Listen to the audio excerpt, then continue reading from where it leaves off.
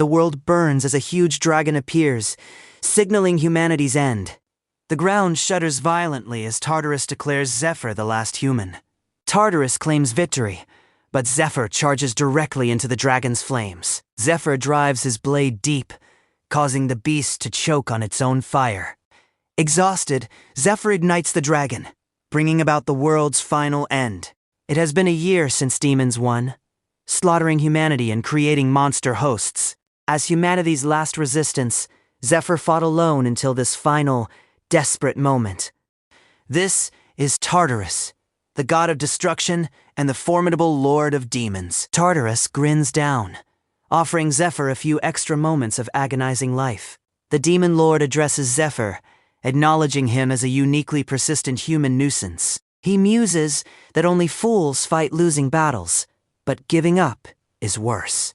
He concludes that giving up makes them weak, a sentiment Zephyr shares. The demon lord offers Zephyr a chance to serve him, promising to conquer the world. The tempting offer lingers as Zephyr remains silent, considering his options. Zephyr then questions if Tartarus would truly accept him, receiving an affirmative reply. He considers the offer, but his body begins cracking from the overwhelming dark force. He knows Tartarus wants him to beg after taking everyone he loved. His hand trembles, reaching out as he remembers Mercedes' advice. He clenches his fist, then slams both hands together in resolve. He prepares a defiant gesture, delivering his answer to Tartarus' offer. He vows to defeat Tartarus with his own hands, cursing his enemy. Zephyr's blow creates a powerful impact, unleashing a series of crashes. A blinding burst of energy appears, met by Tartarus' narrowing predatory eye. He steadies himself as the confrontation shifts around him. The demon Tartarus emerges, cloaked in shadow, his fierce gaze burning forward. Tartarus' eyes blaze with fury, as flames surge around his bared teeth. Fire and shockwaves tear through the battlefield after Zephyr's counter. A furious glare pierces through the smoke, teeth bared in seething rage. A blinding flash detonates as the blow lands with brutal force. He failed to avenge his loved ones. His fingers twitch. He wakes in confusion, his wounds gone and his armor restored. He notices something strange. His wounds have completely healed, and his armor is brand new. A figure illuminates ethereal architecture with a lantern, revealing a temple of gods. A voice speaks of creation, as Zephyr stands before an ornate, glowing archway. He wonders if this is the underworld, but a voice quickly corrects him. The air shimmers with light, and Zephyr finds he cannot summon his sword. He realizes his powerful blade cannot be summoned in this strange place. An angel appears before Zephyr, revealing the shocking truth. He is already dead. The angel explains, 3 supreme gods are sending Zephyr back in time, surprising him. He will return to the past with memories, but his physical power will be gone. He acknowledges he was still the most powerful human alive. He questions if he's dreaming, or simply losing his mind while dying. He lets out a quiet sigh, his head bowed in resignation. He decides to believe the gods, but questions their true expectations for him. When the god of destruction invaded, the human army quickly collapsed without divine aid. He believes the calculating gods would never offer anything for free. Mercedes declares she will allow the gods to speak for themselves now. He observes something new and more entertaining appearing before him. He reacts in shock, learning the gods who watched him were deeply disappointed. Many gods felt sadness, regretting Zephyr's early departure from the world. Mercedes explains the gods offered support, despite the heavy karmic price incurred. The messenger angrily questions if Zephyr's desperate struggle was merely entertainment for them. She demands to know if his fight was just a spectacle for divine amusement. A blinding light descends, activating an ancient magic circle above a stone figure. He channels power as a towering presence looms ominously behind him. A heavy stomp drives down, an armored foot crushing the ground forcefully. An angel descends, and Mercedes clarifies Zephyr is the only human they found entertaining. He straightens his tie, brushing off the moment with quiet composure. The messenger speaks calmly, while Zephyr grits his teeth, unable to hold back his anger. The messenger reveals another god insisted on resurrecting Zephyr for a very different reason. He stares in confusion as a furious voice declares he is tired of waiting. The demon lord rages, claiming he conquered 10 worlds, so a human couldn't have helped him. Tartarus, a god who destroys worlds, never lost until Zephyr broke his perfect record. He reacts with disbelief, realizing Tartarus wants him back for such a petty reason. The demon lord steps forward, then challenges Zephyr to accept his offer. He finds Tartarus's demand absurd, vowing to gladly defeat him once more. He smiles coldly, thinking Tartarus is eager to die, as light flashes. He despises the god's involvement, yet sees a chance for his long-awaited revenge.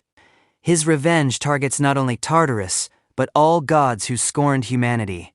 With coordinates set, an angelic figure offers Zephyr a soft final blessing. A burst of magical energy emanates from the summoning circle. Sounds of impact ring out as a character realizes someone is not breathing. Guards panic, realizing the unconscious man is not breathing. Another guard silences him. A guard splashes water on Zephyr's face, demanding he wake up. The guards are shocked as Zephyr suddenly opens his eyes.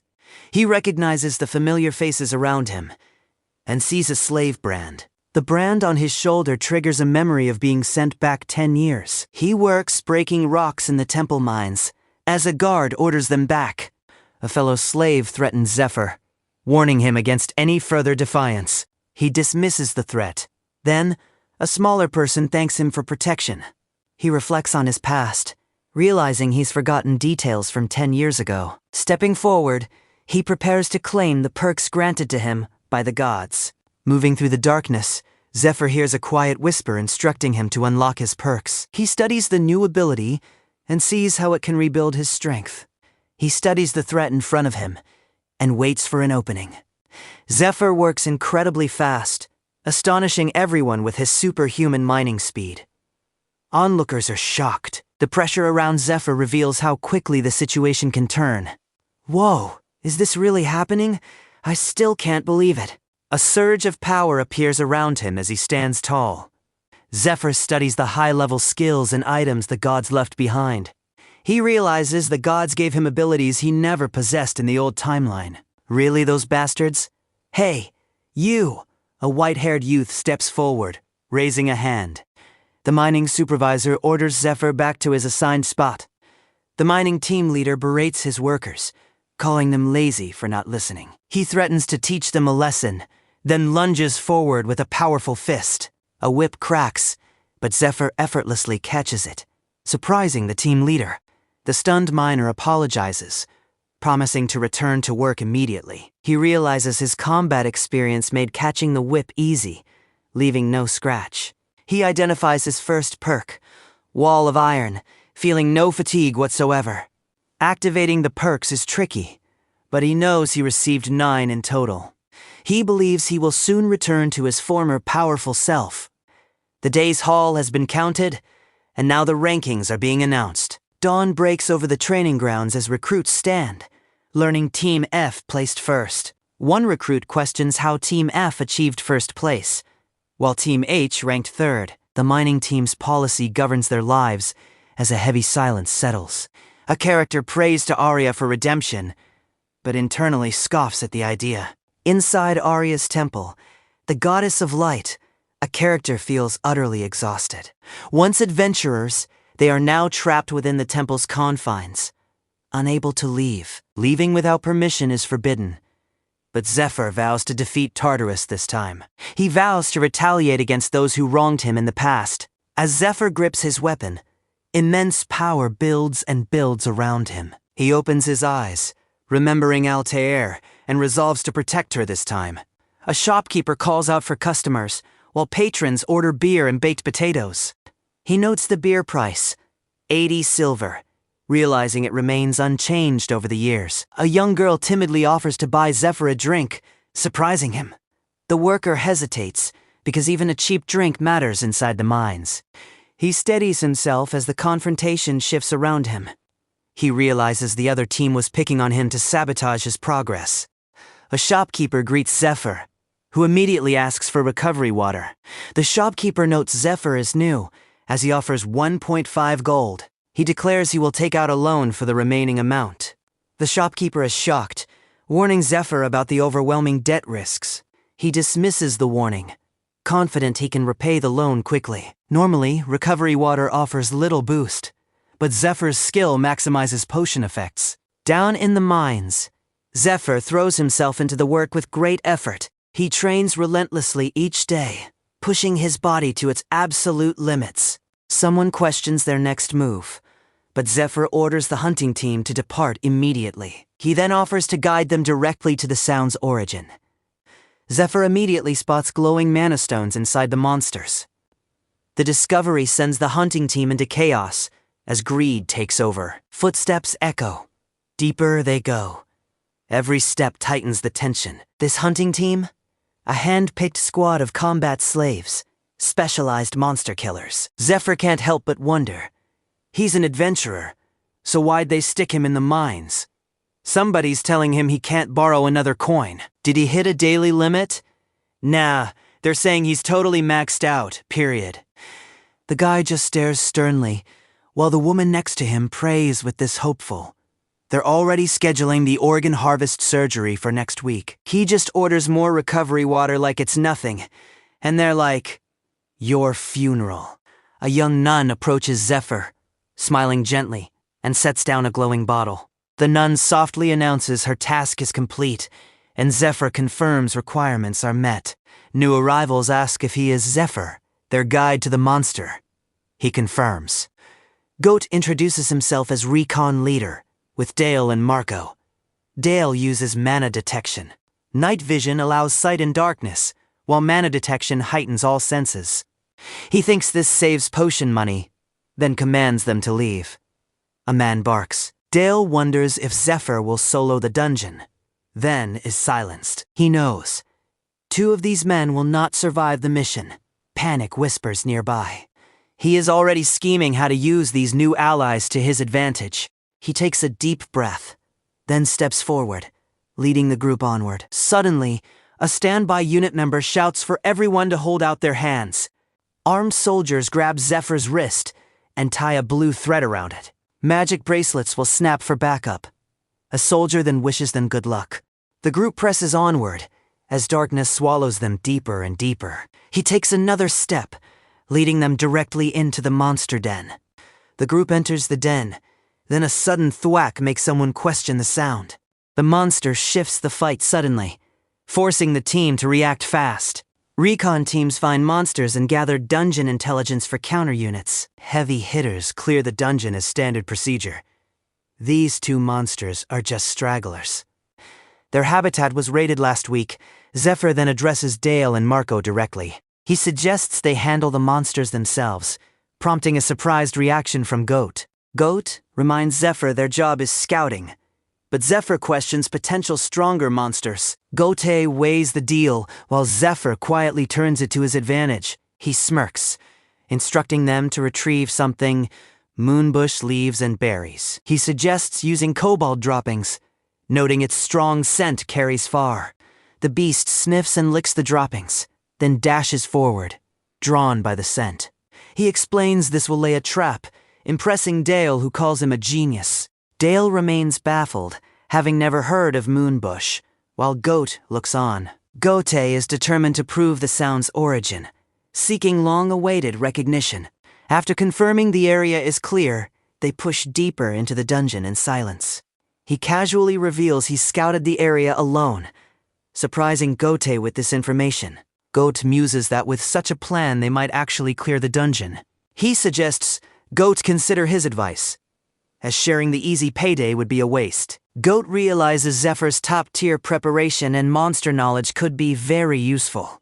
Goat appreciates Zephyr letting him take credit, which could lead to Zephyr's transfer.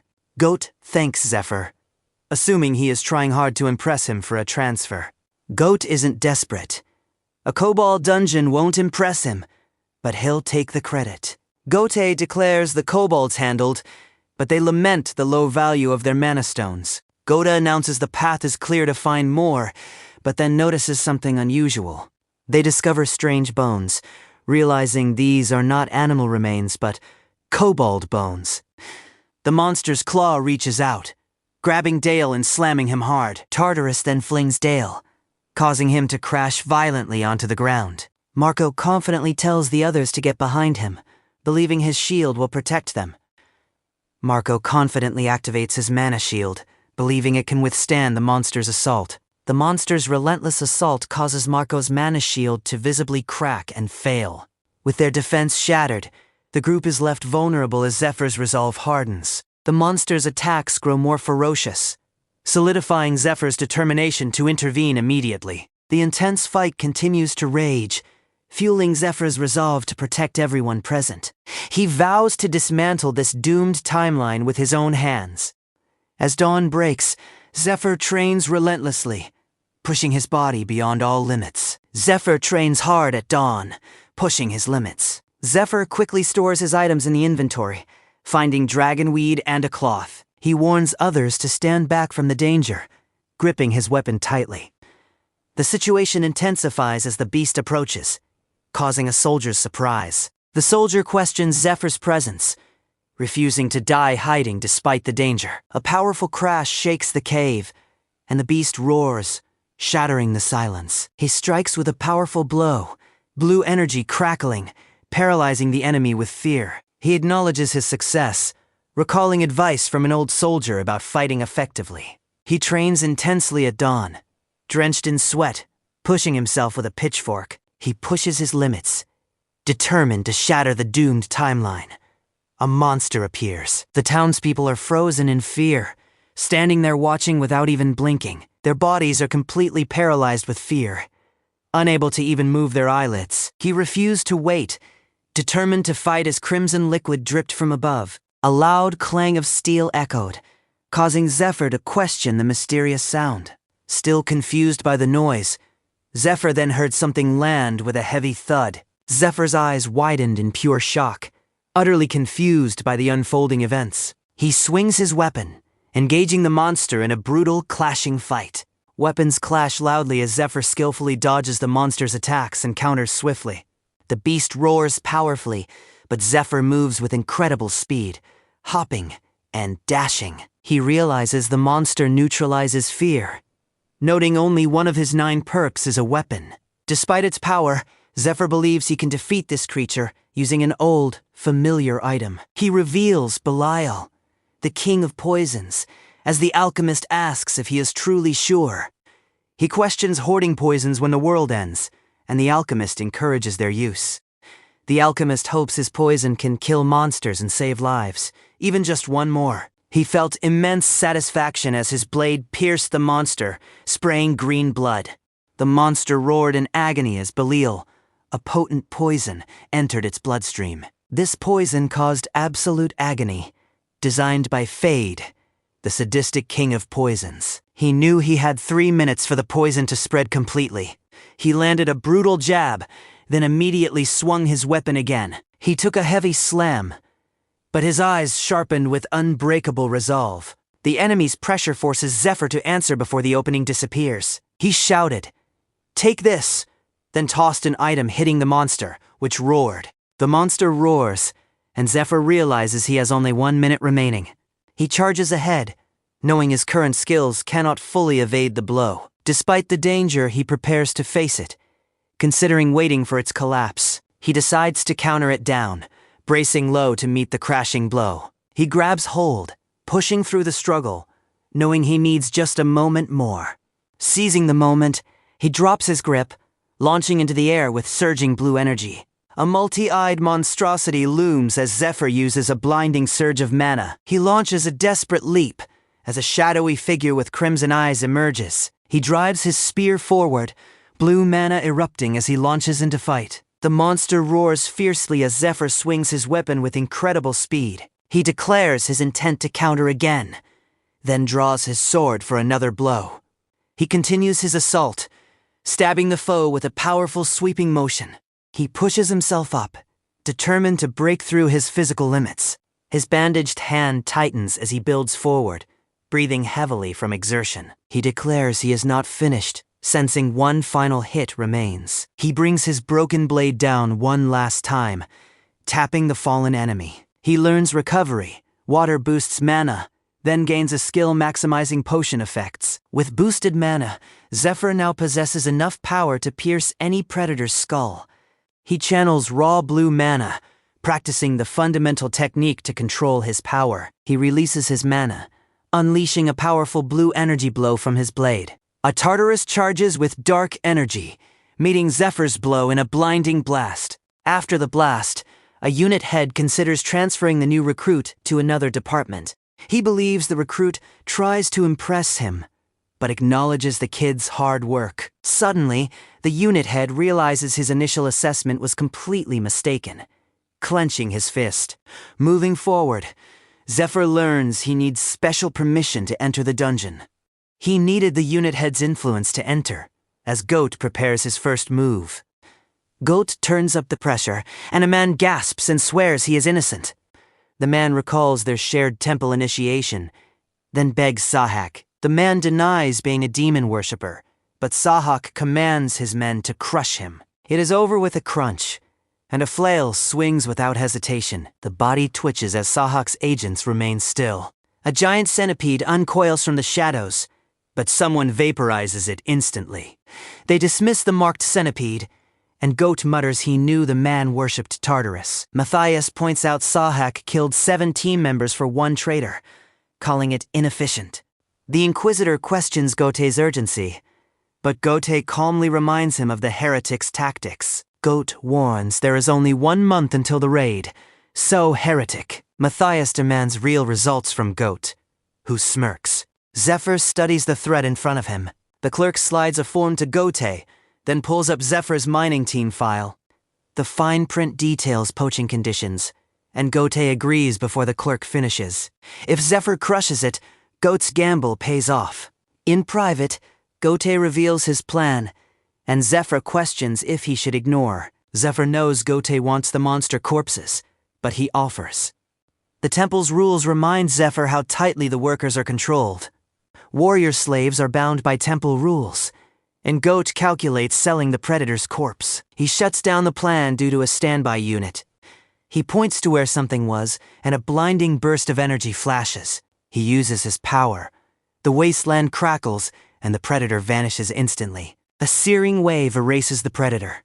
The onlooker is stunned. He stores the huge monster, blood and all, into his inventory. He watches the room carefully as the pressure shifts around the offer. He offers to clear 3 dungeons for Goat and take the monster corpses. Goate realizes his quarterly clearances are pathetic, but with Zephyr's strength, they can counter dungeons first. Goat dreams of promotion. Zephyr of Gold both risk being caught. Zephyr plans. He realizes he still has a task here in 1 month's time. He sees chains shattering and an artifact emerging, so Zephyr is set. He registers as a hunter, Idaho in hand. In his past life, Zephyr missed the raid by joining too late. Goate points him to the armory.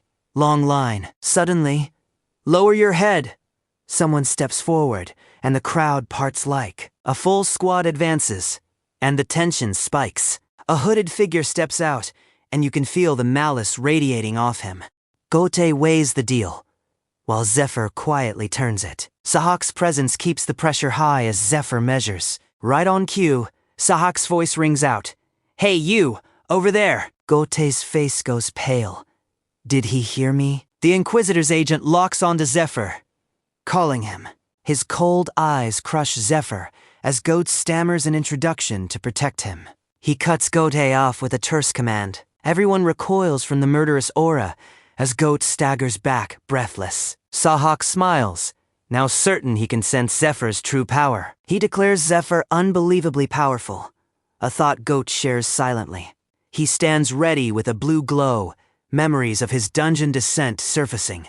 Sahak notices the odd miner on the hunting team and reviews his aptitude tests. Zephyr's immense power makes his mining exile suspicious and clearly illogical. Sahak dashes to close the gap as agents swarm, unaware they face. With a voice like a frozen blade, Sahak demands to ask a few questions. Zephyr studies the threat in front of him and waits for an opening. Tartarus presses the moment, while Zephyr hides his real answer. A cult of believers devoted to false gods, demons whispering promises. At this point in time, these low-ranking agents, nobody even knows they exist. A shadow cult opposing the Orthodox Church. But trust me, the pressure around Zephyr reveals how quickly the situation can turn. Official agent mode activated. Sahak lays down the rules. Every word, every twitch. Sahak bristles. This arrogant little punk. But fine, go ahead. Zephyr observes the crowd, then offers to spare them public humiliation. Sahak laughs, questioning Zephyr's confidence, then vows to teach him a lesson. The redeemed activate boosts, causing their stats to surge from multiple casters. Sahak raises an eyebrow, finding the situation suddenly more interesting. He declares his choice of stance, baffling the observing crowd. Most people would think that, but Sahak feels invincible within the red field. With a boost and flare of power, blades crash together in a blinding storm.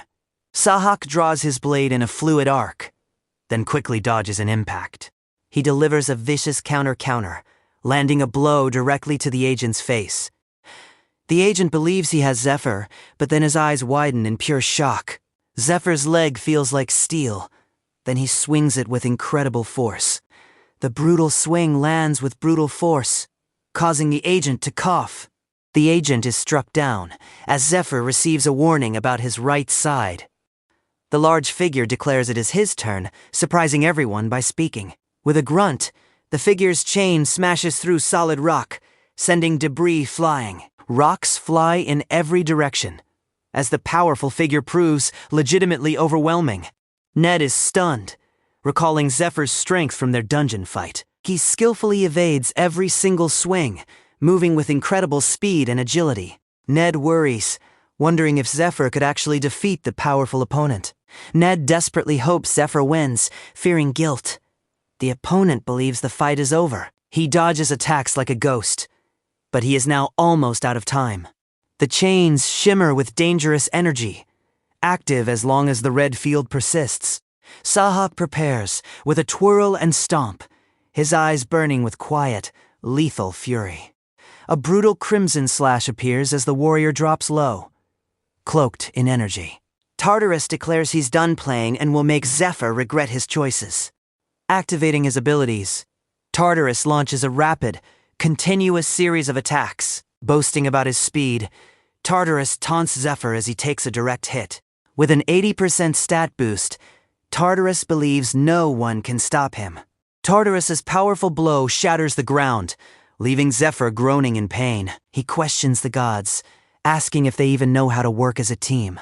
He realizes Tartarus's speed and defense are fully boosted by the red field.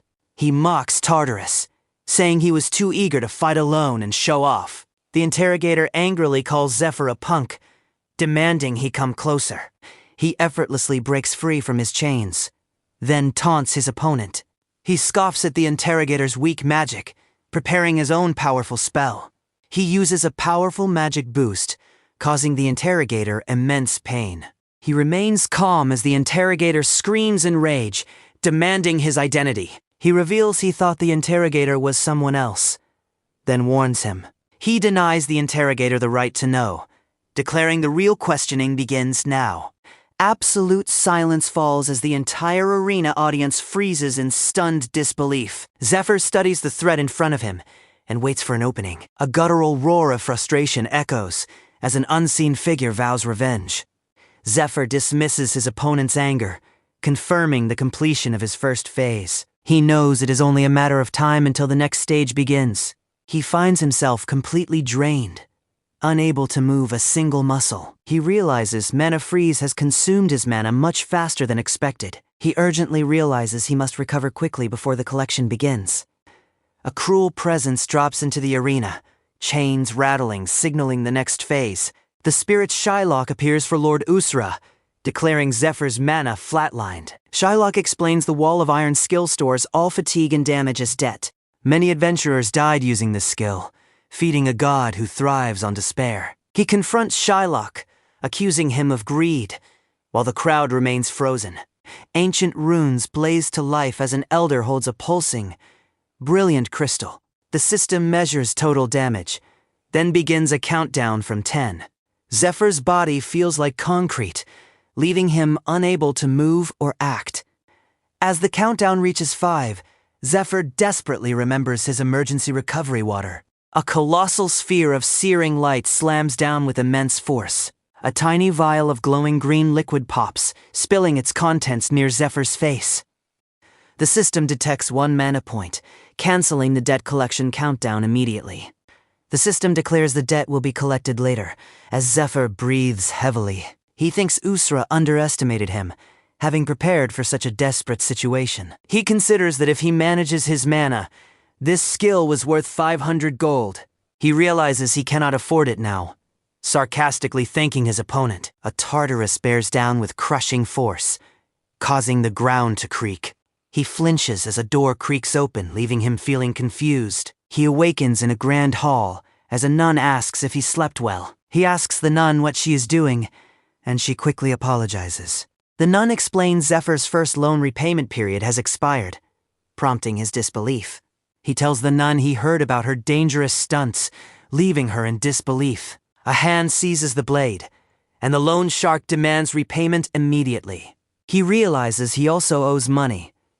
As the loan shark repeats his demand, the loan shark declares they will take the blade, but Zephyr promises repayment next week.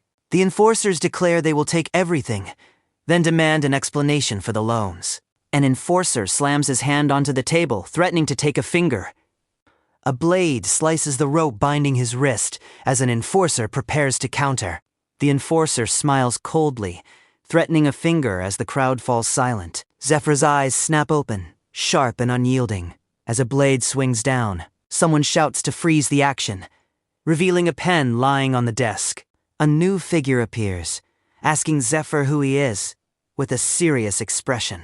He has crushed another obstacle, and the energy is electric. A woman screams, demanding to know who Zephyr is. She stammers again, completely thrown off her game. "What's wrong, ma'am?"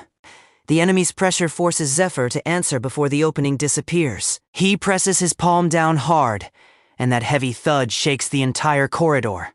Zephyr studies the threat in front of him and waits. The temple's rules remind Zephyr how tightly the workers are controlled. He tells her straight up, he's not dumb enough to raid. Still, the way he's tied up right now? As night falls over the estate, a piercing scream suddenly echoes. Attendants try to calm the agitated man, but someone foolishly asks questions. The man boils with fury, vowing to kill the one who shamed him.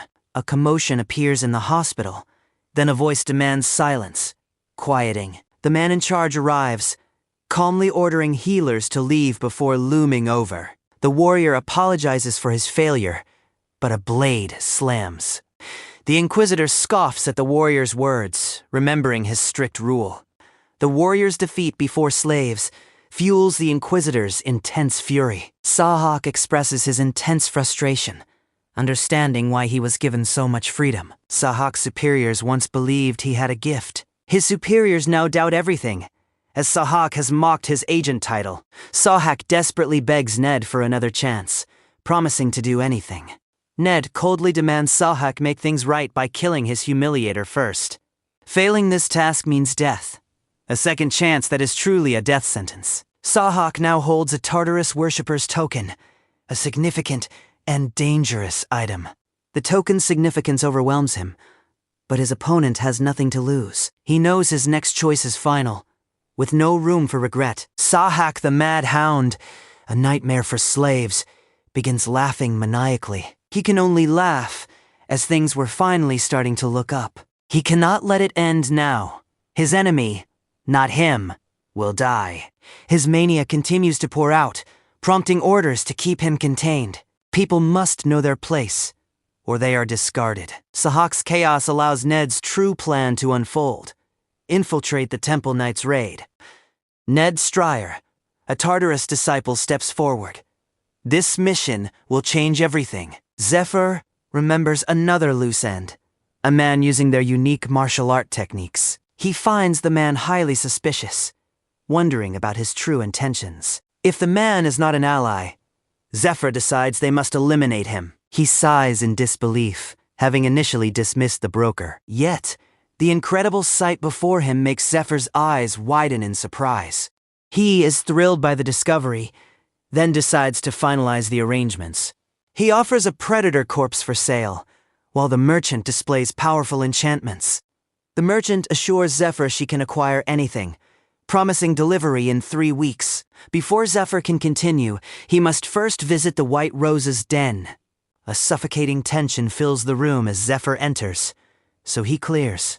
A team member grunts dismissively at Zephyr, before Goat introduces Marco, their unit's tanker. Goat introduces Dale, a skilled swordsman, then Zephyr, the new team member. Goat slams the table, urging everyone to drink and lighten the tense atmosphere. Marco notices Zephyr's displeasure, understanding their debt limits their meager meal. Zephyr raises his hand, declaring that he does not drink alcohol. Zephyr insults their drink as horse piss, shocking Marco, who demands its origin. Coolly, Zephyr reveals a luxury White Rose bottle, then pours. Gote raises his glass, acknowledging the situation whether he likes it. He considers his companions, remembering they did not survive in his past life. He takes a drink, steeling himself while wondering if he resolves to wait and see, knowing people are easily swayed. He studies the threat in front of him. He refuses to compromise his principles, stepping forward with quiet, burning resolve. This critical assignment is make or break for them, especially Gote, who is currently. He hears whispers as Marco challenges Gote's authority as unit head. Dale interjects, then Marco scoffs, claiming he alone defeated. Goat sternly silences Marco, warning him about eavesdroppers as Zephyr joins. Dale vehemently rejects waiting, internally fuming that their leader Goat seems clueless. Dale stubbornly refuses to accept Zephyr, then smirks. They are the hunting team, and dungeon raiding is essential. The 4 hooded hunters ascend a jagged mountain trail towards an ancient cliffside cave town. He discovers a hidden cave town, a complete settlement with many rooms. A hunter grumbles about not coming sooner, but Gote explains it was monster-infested. Suddenly, webs and razor-thin threads burst forth, covering the ruined ground. He appears, silhouetted in the doorway, taking a deliberate step forward. He activates mana perception, a skill that spreads mana across. This skill reveals contour and movement, making details incredibly. He drops into a crouch, making the surrounding spiders freeze. He remains unfazed, calmly beginning to explain his strategic. His plan involves dodging webs, reaching the nursery, then using a paralyzing agent. He explains mana perception will drain him, prompting Dale to voice. Dale insists their small group has no chance of defeating Tartarus. Black steel spiders have impenetrable skin, making a nest impossible. Dale pleads their weakness, but Zephyr confidently tells him to stay outside. He boasts he can clear the dungeon alone, which immediately makes Dale suspicious. Dale concludes Zephyr is a con artist, as his past feats are. Dale deduces Zephyr's presence means the dungeon cannot be truly dangerous. Dale believes Zephyr exaggerated the danger, but then something immediately goes wrong. Someone shrieks in alarm, and Dale panics, wondering what he has done. Marco reacts with alarm as many glowing eyes open in the surrounding darkness. Someone questions the horror as giant spiders with green eyes blow. A scream echoes through the cave as Zephyr prepares for the unfolding chaos. He lunges forward, but Dale jumps, snatching the relic. A powerful hand clamps onto Dale's skull, yanking him back forcefully. The enemy slams Zephyr into the ground, then grins, eager for more violence. Zephyr immediately lunges forward as a swarm of cruel spiders descends. Before the enemy can react, something clamps down hard on his limb. Zephyr questions the enemy's surprise, his silver hair flashing in the air. The enemy delivers a brutal punch, slamming Zephyr into the dirt. The enemy calls out, his foot tapping deliberately on the ground. The enemy warns his allies, then slams into the ground like a meteor. A swarm of giant spiders lunges forward, eyes locked on their target. He explains their plan is uncertain, then instructs Marco to cover his hammer. Dale, Goat, cover your weapons with your own cloaks. Most swords can't cut their webs. Use your cloak-covered weapons to break through the spider webs. Spurt, Thwack! The web catches on the hammer. It works. Webs stick to the hammer, but Marco just keeps swinging. Tartarus hops and dashes. Tartarus lunges and slashes at him. The monster shifts the fight suddenly, forcing the team to react fast. The enemy's pressure forces Zephyr to answer before the opening disappears. He steadies himself as the confrontation shifts around him. He examines his deep wound, regretting underestimating his foes. He must rely on Goat. He offers Goat a potion, explaining it contains recovery water and medicinal herbs. Goat hesitates to drink the potion. Zephyr tells him everyone makes mistakes. He studies the new ability and sees how it can rebuild his strength. He notes Goat learns by experience, not words. Goat seems suspicious of him. He believes Goat will eventually follow his lead. Suddenly, a blade strikes a warrior. The creatures struggle with a heavy thump, realizing the paralyzing drug has taken effect. With a fierce cry, he swings his glowing blade and delivers a brutal jab. He reveals the monster's bellies are soft, a crucial weakness he knows well. The group wonders how Zephyr knows so much about the monsters. A monster attacks, throwing Zephyr through the air like a broken toy. Dale successfully strikes the monster, feeling confident about their progress. He praises their initial efforts, urging them to maintain the momentum. The group is amazed by Zephyr's skill, then decides to rest and eat. He confirms he was an adventurer, prompting questions about his past guild. Others express curiosity, wondering if Zephyr was once a master adventurer. He is dragged into the shadows, struggling to breathe. The sharp, golden eye narrows with cold fury, locking onto its target. Someone notes only the boss room remains, questioning their next move. He rises from the dust, only for a stranger to loom menacingly over him. The mysterious figure stands over the fallen Zephyr, preparing to deliver a chilling declaration. Tartarus has just defeated Zephyr, revealing his cold, singular purpose for being here. Tartarus orders Zephyr to lower his head, humiliating him before everyone present. The Demon Lord tells the onlookers they have done their part and must now leave. However, Marco defiantly states that they are already here to fight. Mercedes suggests working together for a better chance, but Zephyr quickly dismisses the idea. His companions realize Zephyr wants to go alone, as his eyes narrow with resolve. Zephyr reminds them he ordered them to leave, not slack off, as they cry out. He steadies himself as the confrontation shifts around him. He steps deliberately onto the shattered ground, his presence heavy with menace. He peers into the chamber, realizing this is the dungeon's true heart. This is the Queen Spider's spawning lair, guarded by a formidable night spider. He declares, "The Queen Spider, Lord of the Spider Nest, is finished." A dark, jagged creature unfurls from shadows, its glowing green eyes locking on. He realizes he cannot sneak further, as the Guardian protects the Queen's eggs. He prepares for fight, wielding a silver key and some plain flour. With brutal force, Zephyr hurls his opponent, who then appears from the dust. Through the haze, Zephyr draws his bow, preparing to counter his enemies. A blinding surge of energy tears through the darkness, streaking down like rain. Something beneath the surface splits open with a sharp crack, unleashing a burning blaze. A blinding blast tears through the battlefield, a classic dust blast radiating outward. He realizes this initial blow is not enough to defeat his enemies. From out of nowhere, a cruel, fire-wreathed claw crashes down with force.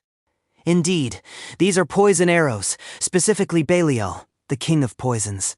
From the haze, cruel, flame-wreathed insects burst forward, leaping with overwhelming speed. A huge, spiky weapon wreathed in flame cleaves through the air. He explains this is a black steel spider's web sac, instructing them to squeeze it. He confirms spider webs work against spiders, then gives instructions for placing them. The boss room is full of webs, so they must lure the spiders out. Suddenly, webs explode from the darkness, but Zephyr skillfully evades the blow. After the intense fight, only one night spider remains to be defeated. The Demon Lord writhes and squirms on the ground, causing the very earth to shatter. A new threat emerges as the formidable Queen Spider finally makes her appearance. The Queen Spider swiftly uses her potent poison, causing a visible bulge. The queen spider's poison is highly acidic, but its special effect is truly overwhelming. Its curse completely disables defensive and regenerative abilities, melting those with low mana. Survival depends on avoiding contact, as the poison is absolutely fatal upon touch. He rockets backward, then lunges into the fray with a powerful counter. A huge counter crashes down, erupting purple energy as he rockets skyward. He raises his hand, ready to face the falling debris with a crash. A colossal dragon appears from the ground, prompting a command to get in position. Everyone freezes as Zephyr dashes forward, his body seemingly falling apart. He rockets upward in blazing energy, then slams into his enemy with a powerful tackle. A dark silhouette towers against the light, and Zephyr locks eyes with the demon. He struggles as a blinding whirl of energy spirals powerfully through the air. He reaches forward, clenching his fingers on something unseen, ready for fight. The monster shifts the fight suddenly, forcing the team to react fast. The enemy's pressure forces Zephyr to answer before the opening disappears. He stands over his broken opponent. How could he faces an immense challenge, gripping his spear against the charging cruel force. As the monster charges, Zephyr prepares to inflict maximum damage. A huge dust cloud appears as the monster slams down. Zephyr wonders if he can truly defeat such a powerful monster. He swallows nervously. Flashback. Other hunters demand Zephyr cook and clean. They mock his inability to fight. Zephyr remembers his frustration, tired of being treated as worthless. He grits his teeth. He realizes he has come too far to be afraid. The monster shifts the fight suddenly, forcing the team to react fast. The beast charges forward, but Zephyr feels a change. A cruel spider emerges from the mist, its green eyes glowing. Mercedes encourages her unit, but they ignore her commands. Mercedes resolves to fight. Zephyr instructs them to target the monster's exposed armor section. Our lone warrior steels himself, spear forward as the monster charges straight at him. He studies the threat in front of him and waits for an opening. This is the nerve cluster that runs straight through the center of the leg. Sweet! It went in. Oh hell. No time to dodge. He steadies himself as the confrontation shifts around him. Zephyr's blade cuts a fierce arc through the air, striking the monster. He watches the room carefully as the pressure shifts around the offer. He's parrying every single queen spider counter. I can barely follow what's happening. Nah, it's solid. She's furious at me for torching her eggs. Once again, he called it, "We've already been trading blows for 5 whole minutes." Gotei's proposal hangs in the air while Zephyr studies the risk. Unless you trigger a web shot or a stomp when they drop down. He learned every pattern grinding dungeons against giant spiders. The tense exchange gives Zephyr a narrow opening to exploit. The pressure around Zephyr reveals how quickly the situation can turn. Gotei watches for weakness, while Zephyr keeps the conversation under control. The enemy's pressure forces Zephyr to answer before the opening disappears. A small detail in the exchange gives Zephyr another angle to use. The offer becomes a test of how much danger Zephyr can still turn around. Steel meets raw power in a blinding flash as he braces that spear. Sahak's control over the room makes every answer feel dangerous. He swiftly pulls the monster's tongue, preventing it from spraying venom for minutes. Landing hard on the monster's back, Zephyr readies his scythe for a new counter. He braces himself, teeth bared, as the powerful enemy charges directly at him. He decides to take his time, aiming cleanly to win this crucial fight. Sahak's presence keeps the pressure high as Zephyr measures his response. Zephyr bursts from the smoke, landing a counterblow. The barrier only cracked, not shattering, as Zephyr's opponent remained undefeated. Zephyr's companion realizes he allowed them to win. Surprised. A good leader changes everything, and the companion hopes to learn. Zephyr calculates his next move, deciding to extract only essential parts. His teammates praise Zephyr, offering water and taking over the monster's dissection. Zephyr's mana was conserved due to their teamwork, finding their combined effort decent. He concludes his teammates are not strong enough to face his ultimate enemy. He realizes his current stats, gear, and squad are still insufficient. A merchant observes, "A rare predator has been found and is now." The merchant pays the agreed amount, adding extra. The recipient thanks him, mentioning, "Trafficking openly occurs within a temple," reflecting the harsh new reality. Safety currently costs money, but soon even children's safety will become unobtainable. They were fortunate a buyer appeared quickly for the predator, ensuring a good payout. The boss praises the quick return of black steel spiders. He secures a silver alchemy set rental, finding it safer than moving the large gear. Mercedes considers the deal profitable, but Zephyr suddenly senses an approaching presence. Ned, an agent of the Inquisitor, appears, asking Mercedes. Ned's sudden, ominous presence surprises Zephyr, who clearly recognizes him. Ned, an Inquisitor agent, has a significant and troubled past with Zephyr. Mercedes attempts to play it cool, but Ned's casual approach hides his true intentions. The messenger greets Ned with a smile, joking about his visit, then tries to politely dismiss him. Ned insists on asking a question over tea, pointedly inviting Zephyr to join them. Ned smiles knowingly, while Mercedes feigns ignorance about anyone named Sahak. He shows no fear, his gaze fixed on the opponent, ready. Zephyr's eyes glow golden, sharp, and unwavering. As he prepares to counter, he uses a brutal counter, his mana nearly piercing the opponent's skin.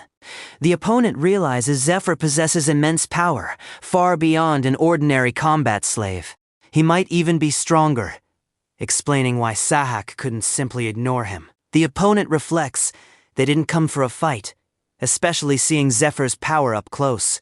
Realizing the danger, the opponent commands both Zephyr and Mercedes to kneel immediately. A blinding flash appears as the opponent tries to use a forced command via the slave mark. The slave mark shimmers, and both combatants collapse, exhausted from their brutal fight. Both Zephyr and Tartarus collapse to the ground, utterly exhausted. The messenger is furious at Zephyr for his recklessness, then turns. The messenger warns Ned. Then a confident hooded figure turns to address him. The blonde figure in a white hood turns with a cold smile, then sighs. A subordinate warns the hooded figure that their opponent is seriously dangerous. The subordinate warns again, emphasizing the opponent's strength as a first-class agent. A worried nun leans over Zephyr, reminding him that he is her source. He studies the threat in front of him and waits. The messenger then asks for one more favor. The messenger laughs, acknowledging the power of the mark she possesses. Swallowing his pride, Ned asks Mercedes for one more favor.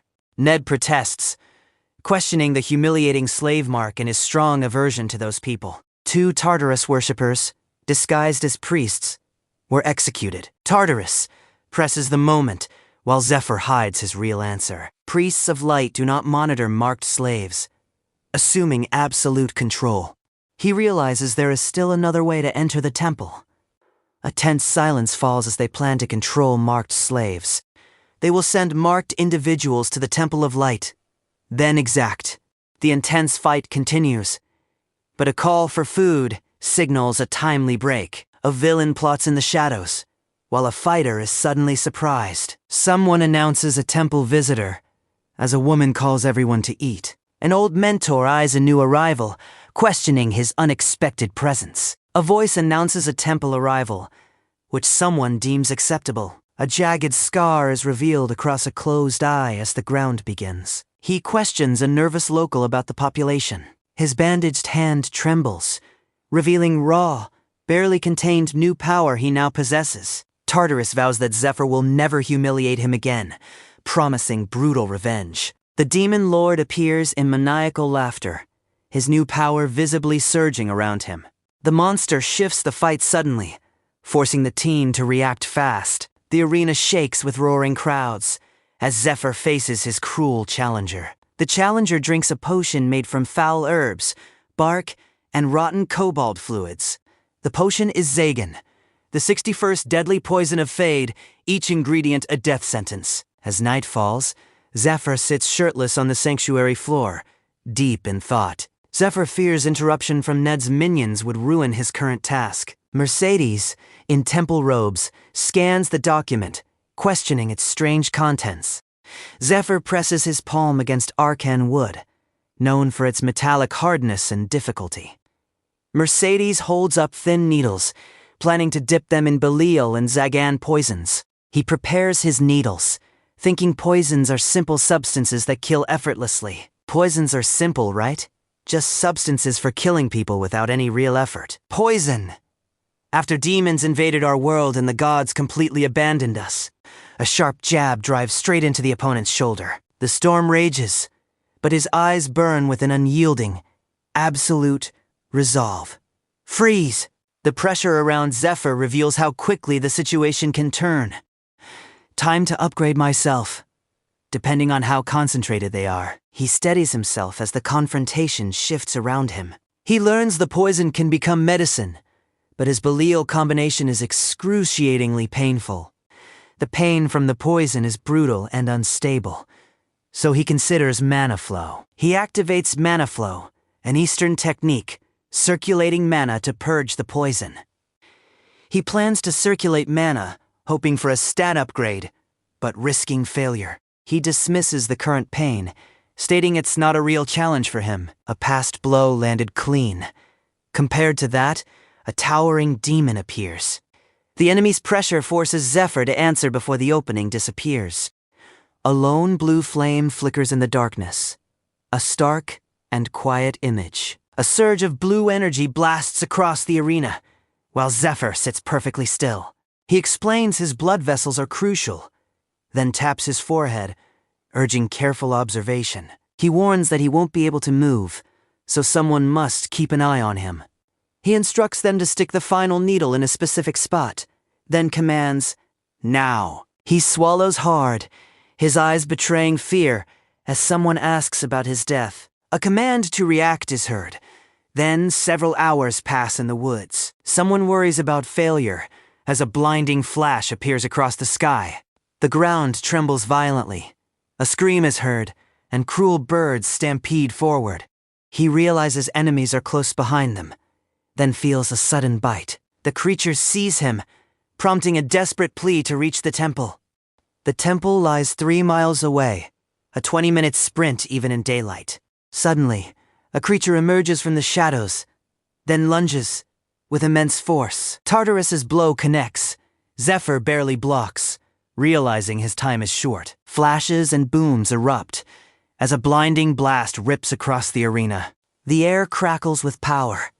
Zephyr braces, locking eyes with the monster. The beast lunges with jaws wide open, but Zephyr prepares for its next move. He uses a spinning counter, but an enemy hand quickly seizes him. He studies the threat in front of him and waits for an opening. There are 12 monsters left outside the dungeon, so I just have to break. He watches the room carefully as the pressure shifts around the offer. The tense exchange gives Zephyr a narrow opening to exploit. This guy sure got here quick. But wait, is he seriously alone? Goat watches for weakness while Zephyr keeps the conversation under control.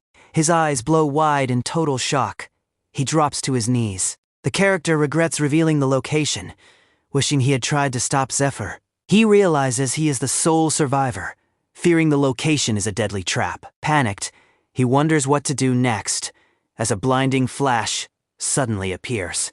He questions the immense power he senses as explosive sounds of fight erupt. Blue energy appears in a fierce flurry of strikes, followed by a powerful blast. A powerful clash appears as explosive energy tears through the arena. His eyes widen in disbelief, wondering what immense power he just witnessed. From the smoke and blood, a horned beast rises, leaving him stunned. He dusts himself off, feeling lighter as the poison doubled his stats. He realizes he needs better gear to fully test his newly enhanced abilities.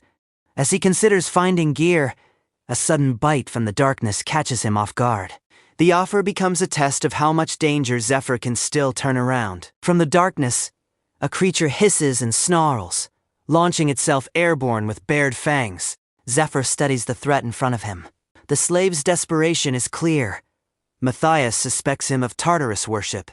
They decide against interrogation, identifying the slave as Lucius Giornetti, Temple Knight's commander. It's impossible to find all Tartarus worshippers, so they The recruits cannot reach the boss room alone. They will assist the main party. Someone addresses Sir Lucius, explaining this secret is. The door groans open, revealing a dark, looming figure, eliciting a shocked reaction. With a thunderous echo, the shining lance and winged shield of Michael are revealed. Zephyr recognizes these legendary items, previously only seen. The pressure around Zephyr reveals how quickly the situation can turn. The sun rises over quiet timber-framed rooftops, a breath of calm before the coming storm. He steadies himself as the confrontation shifts around him. Oh, hello, Sister Primrose. He watches the room carefully as the pressure shifts around the offer. He adjusts his ring, a thoughtful look on his face. Sister Primrose was just here. It's nothing. Someone gave it. He notes his new purification ring boosts mana and magic defense significantly. He smirks, realizing White Rose possesses a remarkable talent for finding valuable items. A nun in white enters the hall, recalling information she gathered from a black market source. She remembers Persephone, a legendary assassin guild known for using poisons for stat boosts. The nun realizes Zephyr's phenomenal hunting talent and physical upgrades come. He steadies himself, blue energy crackling, while she concludes he was a Persephone assassin. Although Persephone disbanded years ago, they would pay. The money from trading monsters pales in comparison. He believes it is better if White Rose spreads rumors about him. He anticipates someone will come looking for him. He quickly turns around, finding the person he was just thinking about standing there. The man states he wanted to discuss the dungeon. Someone shoves an old door open, its groaning hinges filling the tense air. Someone turns to see a blade pinning a notice to the wall, causing sudden alarm. The notice announces an urgent mission for Goat's unit, demanding. Someone questions who posted the order, while another demands. He studies the document intently, noting it was signed by the hunting team leader. He smirks, crumpling the paper. Then, a blinding light. He sprints desperately toward the temple, aware the Temple Knight's raid is 20 days away. They are raiding the tomb of the fallen princess, among the world's hardest quests. This dungeon is an absolute, with strict entry requirements. Participants must either be guaranteed a spot or recommended by an existing guaranteed member. Despite the difficulty, Zephyr plans to easily use Neo to gain entry this time. Neo is a slave working for Inquisitor Matthias. He schemes to trick Ned for a recommendation. Ned questions if Zephyr is a trusted ally or an enemy who stole. Considering Zephyr an ally, a blinding blast suddenly shatters everything. A lone figure stands in the ruins, blue energy crackling. A new voice comments on Zephyr's entrance, surprising him with its familiarity. Sahak asks if Zephyr is alone, who is shocked to see him there. Sahak dismisses Zephyr, stating he has no time for his childish games. Sahak, still tormented by the scar Zephyr gave him, cannot sleep.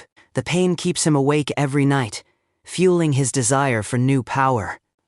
A chilling presence appears, its blue eyes freezing Zephyr, who grunts in pain. With a single blow, Zephyr is sent crashing down as Sahak calls him pathetic. Zephyr's mind races, sensing that something else is still lurking nearby. He shouts, daring the hidden enemy to reveal itself and face him. A huge gust tears through the canyon, scattering dust, followed by a low laugh. The low laugh grows, escalating into a full, menacing chuckle. Zephyr mutters angrily, realizing his opponent underestimated him once again. Tartarus thrashes from a powerful blow as a horned, bearded beast emerges. Zephyr's eyes widen in shock as the horned beast vows to rip him apart. The beast roars, commanding a Shoggoth to blow, as a huge horror rises. Zephyr stands tall, his cloak billowing, ready to face the impending threat. He wonders why a Shoggoth appeared. As dark energy builds violently, a powerful impact shatters the ground, and the blond man cackles wildly. Suddenly, something feels wrong. Then a blinding light cuts through the darkness. A cataclysmic eruption of dark energy and lightning tears through the sky. He braces himself as the dark-eyed force swirls. The Shoggoth writhes. He recognizes the Shoggoth, a Tartarus cult weapon, normally dormant as eggs. The Ocarina of Hypnosis wakes and controls them, also shielding its user. Normal attacks are useless against it, as it grows stronger, devouring humans. Dark tendrils grab and clutch around him. Yet Zephyr's eyes narrow with resolve. The Shoggoth mimics fear, messing with your head and causing hallucinations. Once your mind is corrupted, frenzy takes over, and the enemy mocks you. Tartarus observes Zephyr's red eyes, warning of an impending berserk state. The Demon Lord declares Zephyr's mind is corrupt, then laughs maniacally. A blinding light appears above Zephyr, activating the Ring of Purification's magic. A blinding flash appears with dark lightning, causing a scream of agony. He reflects on his past, recalling his sole focus on self-preservation.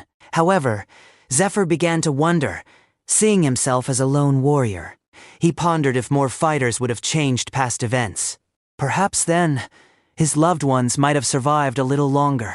The Demon Lord looks confused, while Zephyr grits his teeth, explaining his resolve. He explains he chose to spare people, offering a chance to the strong. He vows to save others, then angrily demands how many more must die.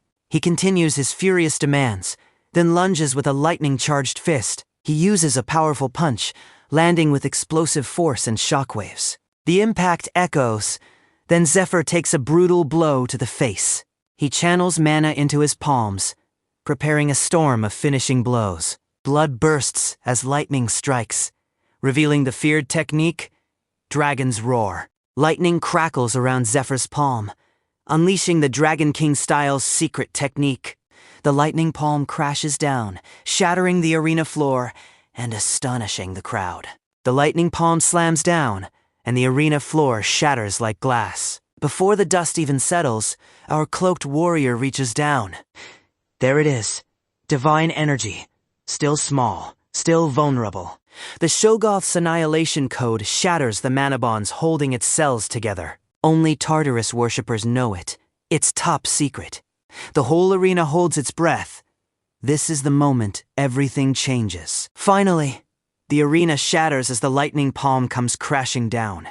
He steadies himself as the confrontation shifts around him.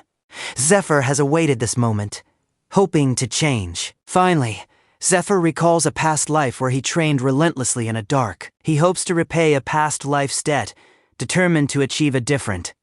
His hands clench tight, resolve hardening as he prepares to make a new future. Zephyr has reached a conclusion. His opponent must be ready. The opponent must be eliminated. He darts forward in a blur, while the cloaked warrior steadies. Golden energy arcs tear through the arena as the counter descends, causing devastation. The entire floor gives way like glass, and Zephyr realizes his attacks missed. Lightning bolts scream past him, missing as the lightning palm then strikes. The opponent finds Zephyr's dodge impressive, noting few can evade. He protests the sword blow, as his opponent is surprised by an unseen counter. A blade rings out, deflecting the counter, and the cloaked warrior takes. They shuffle into position, ready for the next move. This is the Dragon King's secret lightning technique, featuring explosive acceleration. However, this martial art can be countered by the secret floating cloud technique. Electricity has positive and negative charges. Same charges repel, allowing. The cloaked warrior uses the Dragon King style. Fighters must precisely adjust their electrical defense to block incoming attacks effectively. Mercedes is stunned by the fighter's skill. Only she and her brother learned this. Mercedes questions the fighter's identity as he lands powerfully, cracking the arena floor. The 9th highest ranking Tartarus worshipper, Jinriang of the East, then reveals himself. Jinriang crossed the demon-controlled Saharan desert, using the mysterious Dragon King martial art. Many disciples, including Jinriang's son Jinggang, only learned a taste of this martial art. He recognized the other person as Ned Stryer. The pressure around Zephyr reveals how quickly the situation can turn. Tartarus questioned Zephyr's identity, then realized Zephyr had not heard. The Demon Lord questioned if they truly believed their master only had 2 direct. The Demon Lord then questioned what would happen if one of the master's disciples. He then realized the truth, causing everyone in the Colosseum.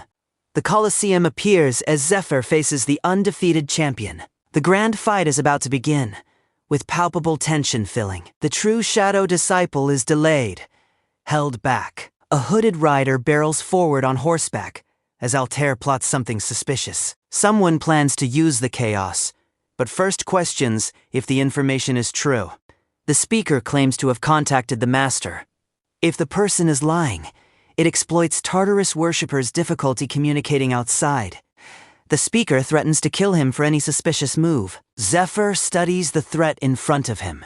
Mercedes confidently states Zephyr's mission is to grab the dragon heart. The messenger details that using the heart grants dragon power, an incredibly potent item. The messenger asserts Temple Knights cannot withstand the Dragon King's electric speed.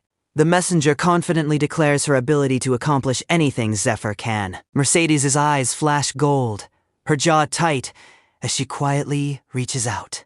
The messenger admits she also has something personal. Zephyr's boot slams onto the arena floor as he steps forward. The messenger wonders how Zephyr knows about her family's stolen treasure, blood tears. Zephyr realizes Mercedes is from the temple's hidden base. He asks Mercedes to get him into the raid. The messenger tells Zephyr they must go to an abandoned building near. The messenger introduces Zephyr as the last member, Sent. Matthias realizes Zephyr's true identity, a high-ranking Tartarus worshipper. Matthias's eyes narrow as the situation becomes clear to him. All 40 slave members of the raid party are revealed to be Tartarus worshippers. A new face is acknowledged, followed by a toast to the Tartarus worshippers' glory. He reflects, surprised all 40 members are Tartarus worshippers, unlike his past self.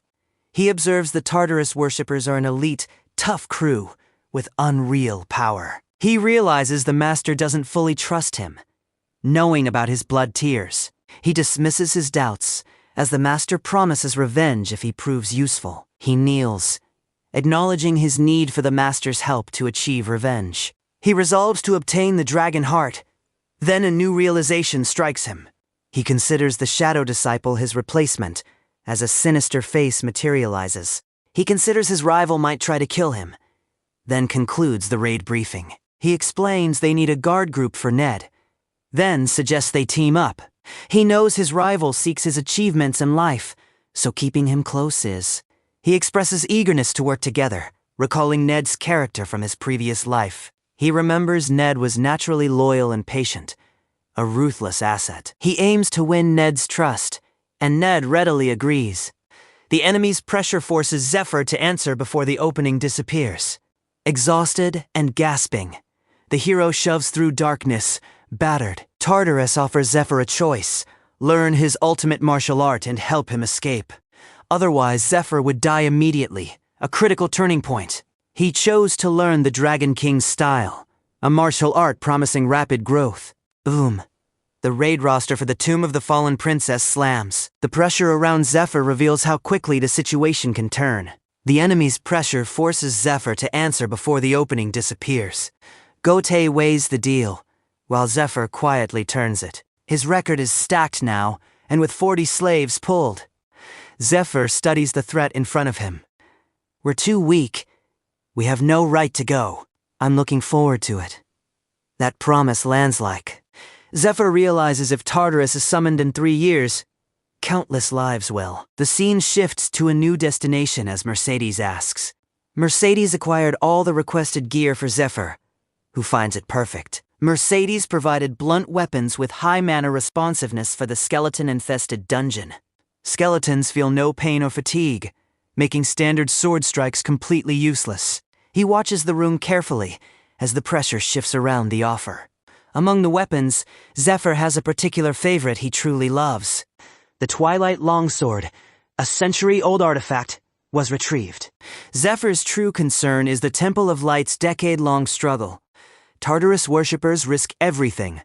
Zephyr must reach the dragon heart before anyone else. He views everyone in the raid party as an enemy. Even if Zephyr reveals the truth, any fight would have no pause button. This time, any conflict means a fight to the death.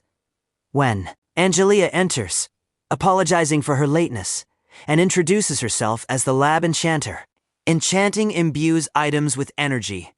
Angelia is one of the temple's top enchanters. After a flirty greeting, Angelia prays, asking the mother, a blinding golden light appears, revealing Zephyr with his blessed twilight longsword. Preparing for the raid is one thing, but Zephyr must withstand this challenge. Zephyr's basic preparations are done, acquiring 5 items for 3,000 gold. He hands Angelia the payment for 5 enchanted items, which seems incredibly cheap. Angelia then asks Zephyr if they should settle their own personal account now. He sincerely thanks Angelia for her effort, causing her to blush deeply. The atmosphere shifts as Zephyr's eyes narrow, sensing something brewing. Angelia is completely thrown off balance, questioning what Zephyr just said. He asks the merchant if he can pay for his purchases using some. The merchant recognizes Zephyr's offering as the deadly poisons of Persephone, becoming excited. The messenger tells the merchant to stop messing around, flustered by the sudden. He advises caution when selling the poisons, as the merchant excitedly celebrates. The merchant bids Zephyr farewell. Morning breaks, revealing. The crowd includes temple knights, healers, and support staff. Few survived last time. This time will be no different. The raid party is stacked, buzzing.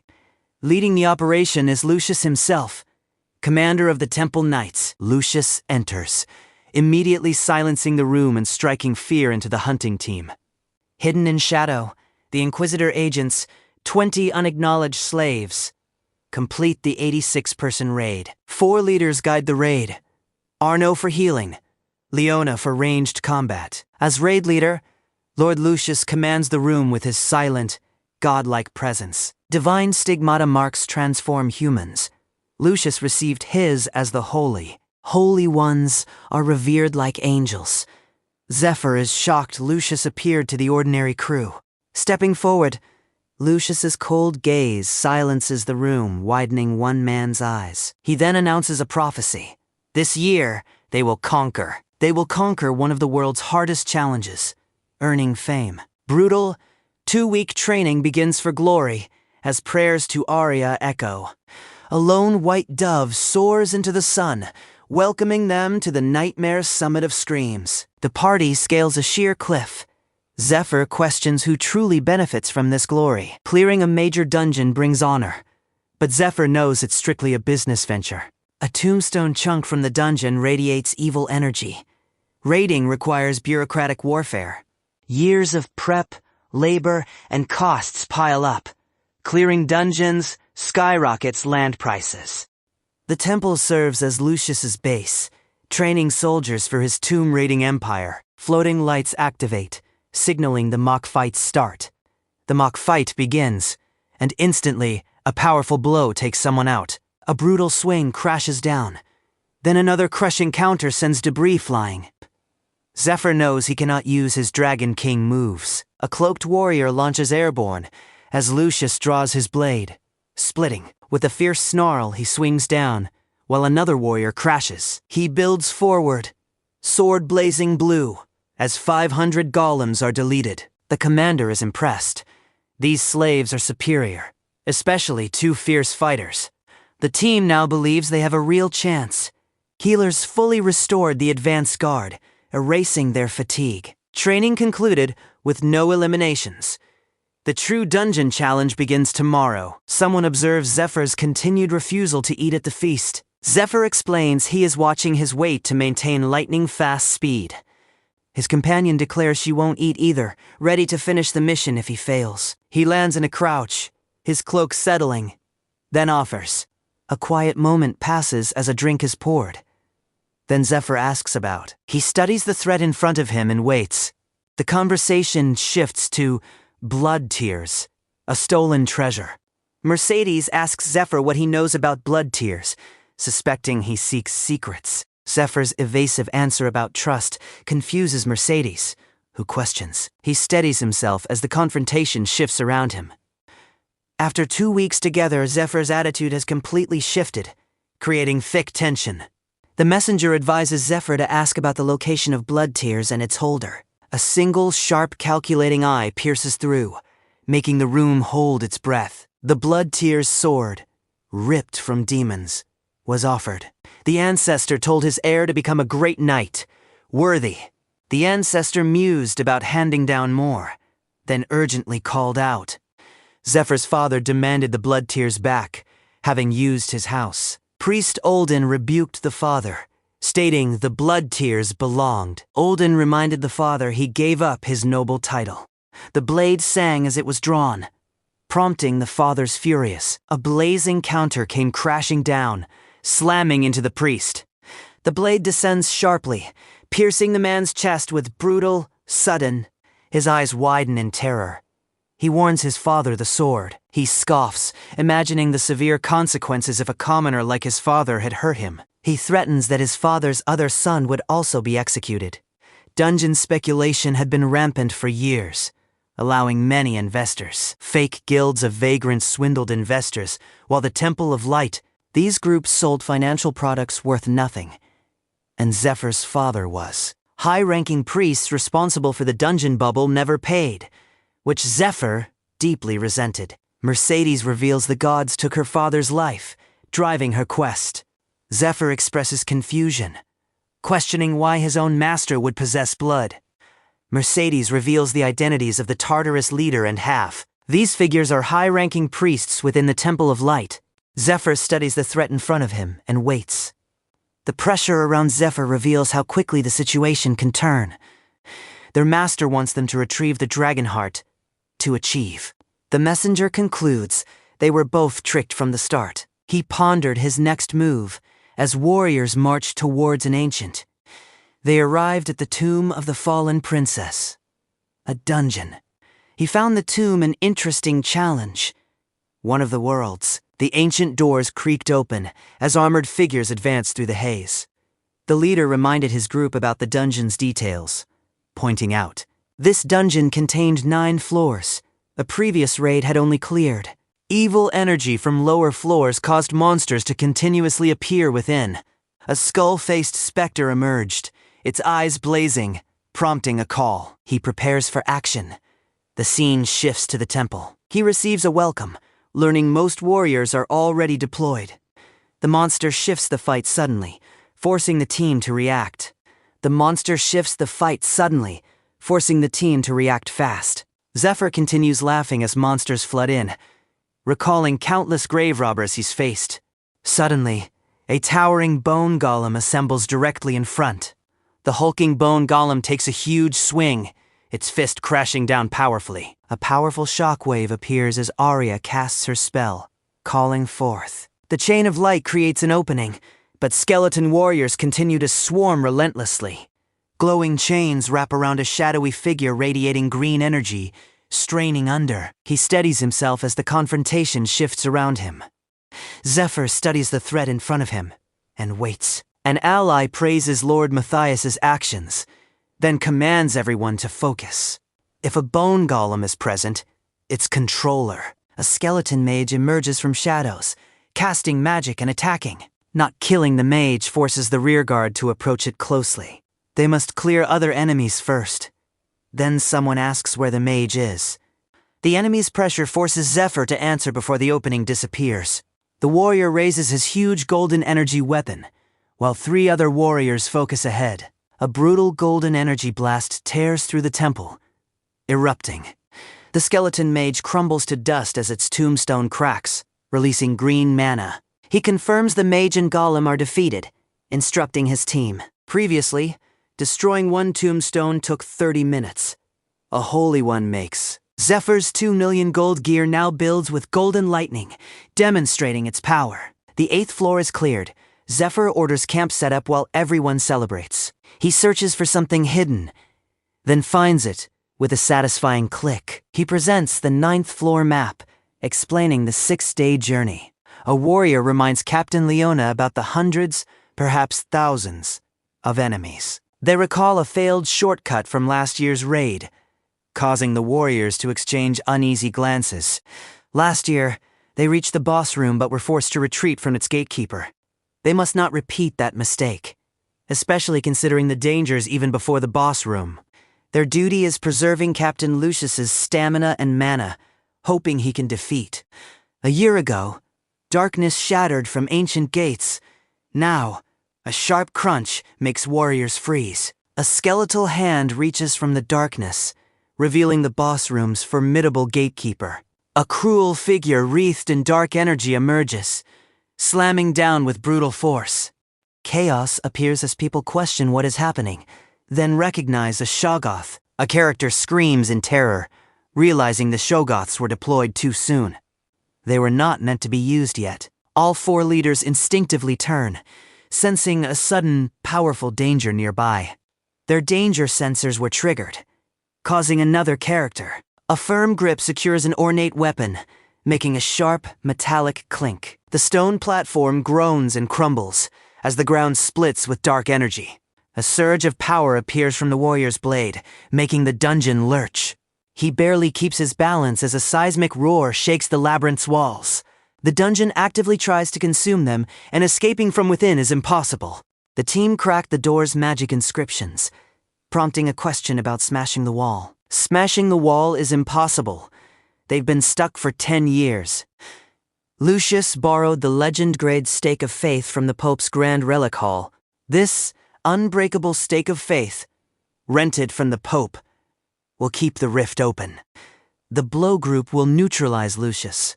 The enemy's pressure forces Zephyr to answer before the opening disappears. Shoggoths are bioweapons, growing stronger by consuming humans. Ordinary priests cannot withstand 5 Shoggoths' assault.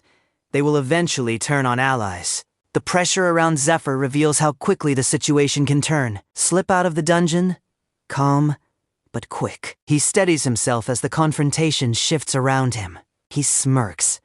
These Tartarus worshippers really went all out. Thankfully, they're making my job way easier. Right before activating the device, Zephyr watches the room carefully as the pressure shifts around the offer. The room's silence tells Zephyr that one wrong answer could close the deal. Someone orders their group to tighten up. Then a figure lunges forward. An unseen force strikes the figure, who reacts in pain and turns sharply. Armored warriors freeze as Zephyr steps through an archway, surprisingly recognized. Characters question Zephyr's presence, wondering what he is observing. Someone grips a shield tightly as the ground splinters under their feet. The dungeon was once a shelter, but now it is alive and actively hunting.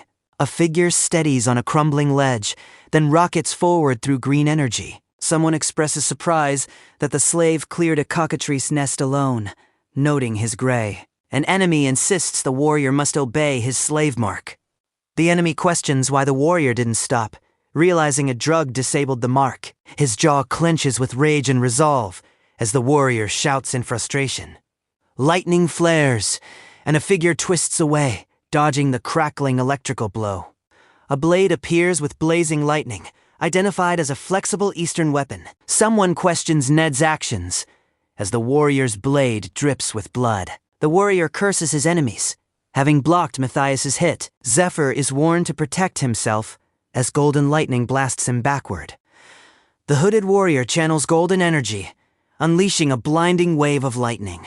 He reacts in surprise, realizing his opponent is currently untouchable.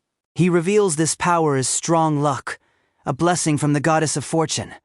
These perks from the gods became unlockable the moment he returned. He realized strong luck had 2 uses, allowing him to rewrite the tomb's layout. The device opens new paths, making existing doors worthless if luck is. He launches forward with golden energy, moving at blinding speed through the air. He declares luck is on his side. Surprised his opponent kept pace, he declares he can match his opponent's power. Tartarus presses the moment, while Zephyr hides his real answer. He warns the original plan means death, causing allies to react with disbelief and anger. The hidden clue changes how Zephyr reads the offer in front of him. Zephyr reveals his surprisingly solid plan. The group's deep distrust, however, remains. Zephyr boasts about his Dragon King-style speed, claiming he could defeat the boss. The enemy's pressure forces Zephyr to answer before the opening disappears. He clarifies that he cannot absorb it himself. Ned, the red-haired knight, freezes in shock, eyes wide. He reminds them that these are the strongest warriors in the land, not pushovers. This includes their master, the Dragon King-style martial arts expert. He challenges them, asking if they truly believe they can outrun everyone without. A blinding green flash suddenly tears through the corridor, slicing stone like butter. A brutal surge of energy slams into the two warriors, creating. Someone questions the plan to deliver the dragon heart directly, leading. A confused response cuts through the silence, expressing worry about. He studies the threat in front of him. The speaker is shocked Jinryong revealed so much, indicating great trust. Cardinal Olden Lasker, a Tartarus worshipper, is Zephyr's nemesis. Olden cheated Zephyr's father and ruined his life, now seeking to control him forever. He charges forward in a green blur, lightning crackling. He vows revenge, determined to destroy the Tartarus worshippers. He urges himself to keep moving, knowing every second counts for his mission. His strong luck will only last 15 more seconds as energy builds. He charges into the light. As the clock ticks down to 11 seconds, a colossal Tartarus radiates dark power, gripping its weapon with menacing intent. As the clock hits 8 seconds, Tartarus claims. He is urged to run as purple energy swirls. He launches into the air, purple energy swirling as he targets something specific. He manipulates the space around him, his hand shooting forward with crackling power. He uses a powerful burst, blasting his target away in a blinding flash. The countdown concludes at 1, leaving Zephyr panting and completely stunned. He expresses disbelief at their sudden entry into the boss room, which now appears empty. They notice an ancient sealed door covered in mysterious runes. Realizing the boss must be beyond it, a voice questions their entry, sensing the night outside, demanding why its royal slumber was disturbed. The world splits open with blinding light, revealing the walls have stopped, and Shoggoths are defeated. Soldiers gather and check for survivors, then ask their commander for new orders. A Holy One observes a slave mark fading, finding it impossible given their absolute power. She questions if he lacked a mark or neutralized it. The Holy One realizes the dungeon is moving, concluding a conspiracy is underway. She concludes they are conspiring against them, despite trusting her raid party members. She asks for the names of the commander and 2 who fled, learning they are Zephyr. Ned works for Inquisitor Matthias, a towering figure shown against stormy clouds. The Holy One realizes the situation is now personal. He announces a change of plans to his brothers, then steps forward confidently. As Zephyr takes another step, a golden knight suddenly appears, stopping the entire battlefield.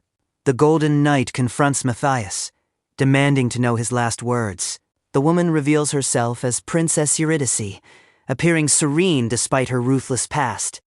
Her serene beauty contradicts historical accounts of her brutality, making, despite her past, her eyes convey an impossible sadness. He steadies himself as the confrontation shifts around him. Suddenly, a magic circle appears, catching the protagonist. It's a trap, narrowly avoided, much to the protagonist's amusement. The protagonist laments a missed opportunity to blow as Eurydice approaches. A powerful counterblow is unleashed, obliterating everything in its path. A cruel demon descends from above, threatening to kill both Zephyr. Crimson and azure energy clash violently as 2 powerful figures collide. The demon taunts Zephyr about his companion as their opposing powers violently clash. Zephyr recognizes the Dark Hand's skill, which drains stamina. Zephyr recalls a past report, knowing Eurydice can heal by draining stamina. Lucius miraculously survived this fight, and Zephyr feels his watchful gaze upon them.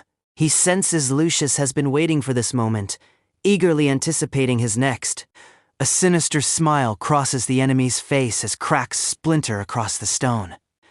A swarm of dark figures closes in, as Matthias reflects on 10 years. Matthias is questioned about his loyalty, as Lucius considers the Shoggoth's recent defeat. He considers escape unlikely, even using slaves to buy time. Matthias realizes killing Lucius is his only option, then mockingly asks, "How long?" Matthias challenges his interrogator, then assesses his opponent's legend-grade item. He also notes the enemy's squad of healers and combat priests. The enemy remains unaware of his hidden allies, offering a chance if caught off. Unable to speak, his hand twitches, signaling hidden allies. Tartarus presses the moment while Zephyr hides his real answer. Matthias's eyes widen, understanding the situation, as the duel's winning condition is mentioned. A pale hand makes a dismissive gesture. Then a command is given. The command is given to blow Matthias, revealing a divine slave mark. Someone realizes they were outmaneuvered, then apologizes profusely to Lord Matthias. The attackers declare they lack free will, as someone else calls them useless fools. As a holy one, the speaker expresses deep disappointment. A memory surfaces of two young figures standing by a cathedral, having been together. Zephyr's sharp blue eyes narrow as he vows to dismantle the trap laid. As red eyes open in the darkness, Zephyr's powerful blow tears. The powerful blow lands, and the screen turns white, leaving the outcome unknown.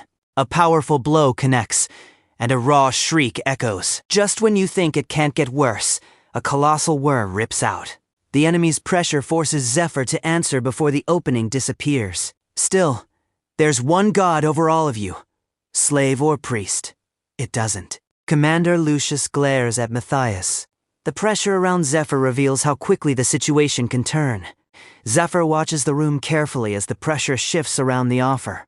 Matthias curses. He knew this would be a hard fight. Someone ponders the enormous power gap, questioning if the gods truly decided this. Bound by glowing chains, a character gasps in disbelief, questioning this sudden turn. Lucius fixes them with a cold, piercing glare, demanding. Matthias simply laughs, then sneers, telling Lucius to ask his goddess instead. Zephyr's eyes snap open, sharp and unyielding. He's already made. A cold, predatory glint flickers in Zephyr's eye, something snapping between clenched teeth. A desperate scream cuts through the darkness, crimson energy crackling everywhere. It resonates with the marked bug and turns you. A voice warns to use the power only as a last resort, sacrificing. Zephyr studies the threat in front of him. If being manipulated by the gods is his fate. Someone screams, "Blow now, before the demon's power stabilizes." He steadies himself as the confrontation shifts around him. A lone figure stands silhouetted in the blinding aftermath. Still, then a brutal golden blow appears. Zephyr's eyes snap open, burning. His blade tears through the air, golden energy spiraling into a brutal arc. Lucius declares this divine judgment, while another voice screams for him to stop. Everyone freezes in shock as electricity crackles. Then Lucius's blade crashes down.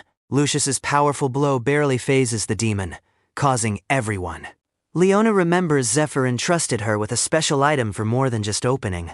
Using the item could help Lucius defeat Matthias, so she frantically searches. The stake of faith is gone. But Zephyr lifts a cylindrical case. Someone marvels at Zephyr's insane plan as a powerful blast rocks. A countdown begins at 3. Then Zephyr's blade uses a thunderous slash. Zephyr's plan unfolds. The demon's skill will fade, unable to sustain wide-range attacks. High-level magic overheats the brain. You have to mix in lower skills. Thorny red tendrils coil around the demon's cruel maw, straining with an ominous creak. The monster shifts the fight suddenly, forcing the team to react fast. He stands his ground as the jagged, dark form builds toward him. He wields the Twilight Longsword, the best light/dark weapon a non-priest can. A small detail in the exchange gives Zephyr another angle. Has he trained himself well enough? He calls out his ultimate move, Dragon King style, Rise. The world trembles before this impending doom, as dark, writhing energy appears everywhere. The enemy is not yet defeated, as Zephyr's body undergoes a critical transformation. The hidden clue changes how Zephyr reads the offer. Mercedes slams into the ground in her cruel new form. Tartarus immediately fires back. The pressure around Zephyr reveals how quickly the situation can turn. Sure, they could slam her with every technique in the book. He steadies himself as the confrontation shifts around him. Zephyr studies the threat in front of him. In that moment, there's no hesitation, just pure divine light answering. The beast shrieks, that searing divine light overwhelming it, clawed frame writhing. The plan, the stake of faith, does the heavy damage. Zephyr shrugs, unconcerned about the cost, as crackling energy. An ancient cross-shaped artifact blazes with golden light, causing the stake no longer senses a threat, but Zephyr curses, having barely survived. He wonders if Lucius and Matthias have become demons despite. Zephyr's eye snaps wide as a red flare cuts through the dark, watching silently. A voice instructs Zephyr to abandon her and instead focus. He decides to drink a healing potion, then hears a strangled gasp, realizing something. This dungeon boss is one of the legendary 8 trials. Someone observes Zephyr's uncanny ability, as if he sees every move in advance. 2 warriors lock eyes, unleashing a blinding shockwave as a huge door trembles. Dark energy pools from his transformed body, surging as violet tendrils writhe. Dark energy seeps into the air like fog, making the ancient gateway tremble. Violet flames weave through black smoke as his transformation builds. Then a groan escapes. The pressure grows insane as he senses an unmistakable, powerful mana signature. He recognizes Georgios, his knight, as a powerful gust sweeps. Someone stammers, questioning the chaotic events. But no, he realizes the future changed without defeating the gatekeeper. Violent waves of dark red and black energy coil. The transformed figure extends a clawed finger, making the ground shake under pressure. Red energy crackles across his face. He then swings his sword, electrifying. A fight cry splits the air. Lightning tears across the sky as blades collide. He didn't feel the sword enter, instantly recognizing the skill used against him. It is spatial distortion, Medea's ancient spell, making space hum with unstable energy. Giant thorny vines crash down, but Zephyr dances through them, feeling immense pressure. He lunges forward with all his might, moving incredibly fast almost. He watches the room carefully as the pressure shifts around the offer. Zephyr's hand instinctively snaps shut on her weapon. Then he yanks Mercedes. Zephyr studies the threat in front of him and waits. Zephyr launches forward, but Eurydice's spatial distortion prepares for his blow. Eurydice lunges with her blade, but then everything suddenly freezes in place. A colossal blood-red eye snaps open above Zephyr, unleashing a dark slash. The blow lands, but then it unexpectedly turns back against Zephyr. This is Black Mirror, Medea's ancient spell, reflecting all damage back. A dark hand emerges from the shadows, clamping down on Eurydice, who screams. Darkness swallows Eurydice whole, as blow after blow slams into her defense. Zephyr's hand crackles with electric energy, then he weaves through her counter. He lunges, striking with his glowing weapon, then quickly taps her pressure points. He uses mana control, an Eastern art tracking magic channels. Mana control instantly takes effect, completely locking down her movements. He steadies himself as the confrontation shifts around him. The dark hand fully manifests, rising as a towering figure. Tartarus screams, warping the battlefield. Zephyr then pulls out his miraculous rosary. The enemy's pressure forces Zephyr to answer before the opening disappears. He grits his teeth, enduring the pain, as Mercedes ensures he keeps breathing. Tartarus's thorned whips connect forcefully, lashing out in a brutal flurry. He wonders how his opponent, a monster, broke his mana control so quickly. Thorns coil around Zephyr, trapping him. The crowd gasps as the ground shakes. Blood drips from Zephyr as the pressure intensifies. Crimson power coiling around him. Somewhere far away, a quiet breath escapes. Then a cup shatters. A distant observer admits distraction. Then Zephyr takes another brutal hit. Mercedes kneels, stunned into silence, then whispers her concern for Zephyr's safety. Mercedes worries for Zephyr, her concern evident as she stands. A blood-splattered hand reaches down, its steady grip holding a slicing blade. An impact occurs, and Zephyr realizes he lost control of his flow. He finds this quest absurd, despite its difficulty, believing it proves his point. Zephyr's consumables, weapons and armor are all trashed, leaving him wondering what remains. He knows a god hunts him for his soul. Strong luck offers no penalties, but the revive ability always comes with a significant catch. He knows these perks are not gifts. They would turn him. He realizes these perks are not gifts, but merely entertainment for the gods. The gods use these abilities as a leash, wanting to watch him desperately cling. He realizes the gods pull his strings, so he decides to change. If his current plan is already doomed, Zephyr resolves to try something different. He decides to act, and a forbidden, powerful symbol blazes to life. The air distorts with ancient power as a god demands Zephyr explain himself. A god demands to know how Zephyr knows the symbol. The chapter concludes here, leaving Zephyr's bold challenge unresolved. The gods have declared this a taboo, and divine punishment automatically applies to anyone who breaks it. Breaking this taboo means automatic death, as a magnificent angel descends from the heavens. The angel cannot sense Eurydice, demanding Zephyr explain his knowledge of the evil symbol. Zephyr feigns confusion, then reminds the angel that he was sent back in time. The angel sternly warns Zephyr not to interrupt again, staring in stunned disbelief. Zephyr demands payment for answers, causing the angel to question his sanity. The enemy's pressure forces Zephyr to answer before the opening disappears. A radiant winged figure descends, and Zephyr realizes he cannot move his hand. Tartarus warns Zephyr to remember his place, finding his rudeness intolerable. The room falls silent as his eyes widen in sudden realization. He studies the new ability and sees how it can rebuild his strength.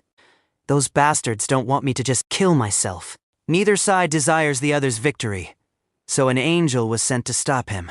He declares a better solution is needed, directly challenging the gods. He questions if the gods will allow this, then offers them a chance. Zephyr, the goddess of luck, is recognized by Tartarus, who finds her interesting. A blinding surge of power appears behind the warrior as he stands firm. The pressure around Zephyr reveals how quickly the situation can turn. A voice counts down to 3, as ominous red eyes glare through the darkness. A voice apologizes for the wait, as a cruel Tartarus bares its fangs. A huge magic array blazes to life, unleashing dark and crimson energy. A dragon appears from the shadows, its cruel red eye opening in the darkness. Battered and bleeding, the warrior reaches into the storm, grasping the lightning. An unseen observer laughs, remarking on the human's surprising resilience and power. A god questions the goddess of light's actions, but she dismisses their concern. A supreme god admits embarrassment, noting the god of death's unusual interest. The god vows to uncover the god of death's plans, as a powerful swing connects. Spatial distortion appears as a powerful energy tears through the air. Channeling the sword of light's full power, the warrior stands battered yet unbroken. The warrior activates an exclusive sword of light skill, calling forth light. A blinding pillar of golden light appears, filling the sky with crackling power. A powerful gust sweeps the hall, then a dark hand emerges from shadows. Corrupting energy drains from the demon's claws, causing a subtle twitch. He asks if Mercedes is awake, explaining his skill's true power. The skill breaks powerful curses, revealing Mercedes' true, uncorrupted form. Mercedes describes her ordeal as a frightening dream, then questions Zephyr's identity. He prepares to introduce himself, promising an exciting start to the next chapter. Zephyr studies the thread in front of him and waits. Eurydice insists on informality, surprising everyone. Glasses clink, bringing a moment. In that perfect, fragile moment, they mistakenly believe a happy ending is possible. He steadies himself as the confrontation shifts around him.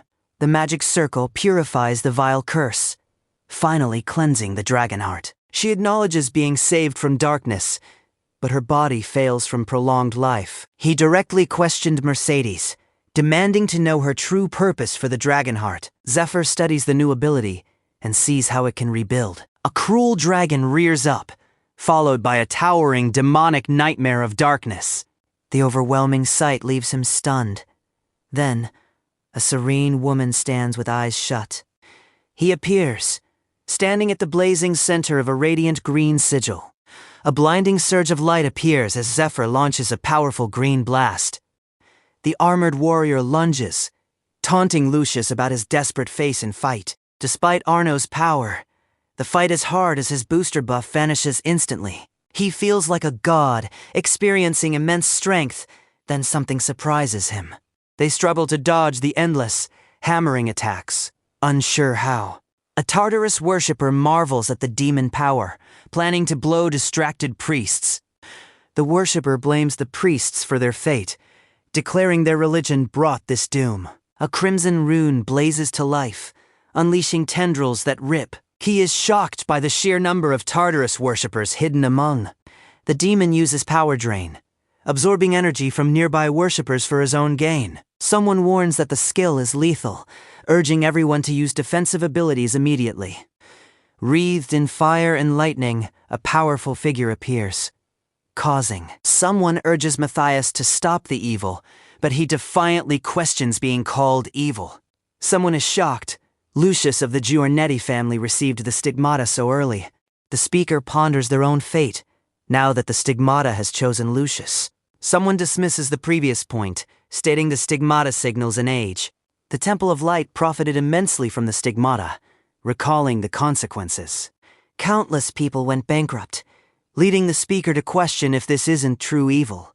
The speaker asserts, the listener refuses to admit the Templar of Light are truly evil. Two hands reach, crackling with energy. As someone reflects on a tragic past, someone expresses sympathy for the endured hardships, then realizes that he's back. He remembers the demon invasion he failed to stop. Absorbing the dragon heart requires a special technique. Eurydice, the grand sorceress, planted the dragon heart in Georgios. A crushing silence hangs as Eurydice's words settle. He processes Eurydice's shocking request, setting the stage for a dramatic confrontation. Zephyr studies the threat in front of him and waits. The world was a mass grave, drowning in misery. The remaining heroes turned their blades on one of their own. Knight Georgios apologized to Chrysaorus before delivering the final blow. All catastrophes, past and present, trace back to demons. Tartarus, the god of demons, can be summoned directly into the human world. Tartarus reveals a cult attempted this in Zephyr's timeline, a truth Zephyr witnessed. Nobles, priests, and the wealthy watched the world, even conspiring. Many fled Tartarus, but Zephyr and his allies remained. Princess Eurydice, you're the most powerful sorceress in history. The heroine stares straight ahead, her face a perfect. They are. He steadies himself as the confrontation shifts around him. Zephyr watches the rune carefully as the pressure shifts around the offer. That red dragon itching to steal our land? Our girl goes dead silent for a beat. Suddenly, a violent surge of dark purple energy tears. He recognizes this energy as identical to Chrysaorus' berserk state. He thought he broke the dragon heart's curse. The golden dragon apologized, admitting he interfered to fake the curse's removal. The golden dragon revealed his deception, finding it fun to pretend being. He used language enchantment, a dragon skill, to imbue his words with magical force. The golden dragon then praised Eurydice for planting the dragon heart. He taunted Eurydice, saying her husband would destroy the world with this power. Georgios' sword slammed into the ground, causing a deafening crack. A shock wave of raw power appears, filling the entire room with dark energy. The demon lord recalls tearing the dragon heart from Georgios, waiting to break. The demon lord confirms his awareness of Zephyr's worthiness, having observed him closely. He considers using Zagan and Belial, though they work best with lower stats. The demon lord warns Zephyr he relies on strong luck, needing it more than. He is surprised as Eurydice's head snaps back violently, her eyes wide. Eurydice expresses frustration, still bound by the language enchantment after a millennium. She refuses to be controlled, demanding Zephyr listen carefully to her words. Mercedes warned Zephyr he would need strength when forced to make a difficult choice. She advised him to take everything from her tomb to grow much stronger. Mercedes offered to reshape the dungeon, then listed the red, blue. She added the green dragon, tasking him to defeat all four within. Zephyr's eyes widened. Then he confidently told Mercedes she underestimated his abilities. He declared a year was more than enough time to defeat 4 dragons. He promised to make the world safe, fulfilling her and Georgios' wish in 6 months. He asked Mercedes to watch over him, reflecting on his mission's heavy burden. He feels a wave of relief as a tense silence falls over. The ancient stone tower shudders violently, then begins to split and crumble. The entity acknowledges Zephyr's presence, respecting the new hero's determination. The entity announces their trial will begin. As the dragon heart detonates in searing light, draconic power appears through Zephyr, splintering the ground and freezing his enemies in terror. Zephyr's body builds with the dragon heart's power, cracking the ground. Zephyr activates strong luck, initiating a gamble. The ground begins to rumble ominously. A blinding flash engulfs the area, followed by an immediate, profound darkness. Zephyr's senses vanish completely, leaving him floating blind in an absolute void. He recognizes this unsettling sensation, having encountered this abyss previously. The dragon heart's power explodes with searing light, shaking the chamber. The chamber convulses as the dragon heart screams. The ancient monster snarls, enraged that Zephyr dares to covet its immense power. Zephyr realizes this entity must be Kaisaris's Overmind, dead for a millennium. The Overmind senses the god's presence on Zephyr, questioning their tiresome interference. The Overmind refuses to grant Zephyr power, transforming into a cruel entity. The cruel entity strikes Zephyr with crushing force, initiating a countdown. He studies the threat in front of him and waits for an opening. He dismisses the entity's repeated blow as a wave of draconic energy bursts forth. He easily anticipates the entity's moves, reading its every intention. Despite his skill, Zephyr takes a hit, and his reaction time noticeably slows. Zephyr's foe rapidly adapts to his demonic power, then lunges, grabbing him mercilessly. Tartarus hoists Zephyr off the ground with a furious grip, then clamps down hard.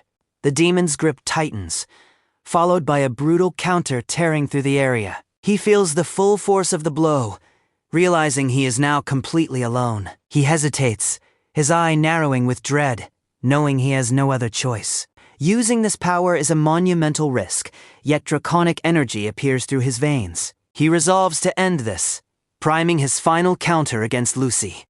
Zephyr's ball of flame detonates, but something rips through it unexpectedly. He realizes his skill was pierced and deactivated, then notices a mysterious feather.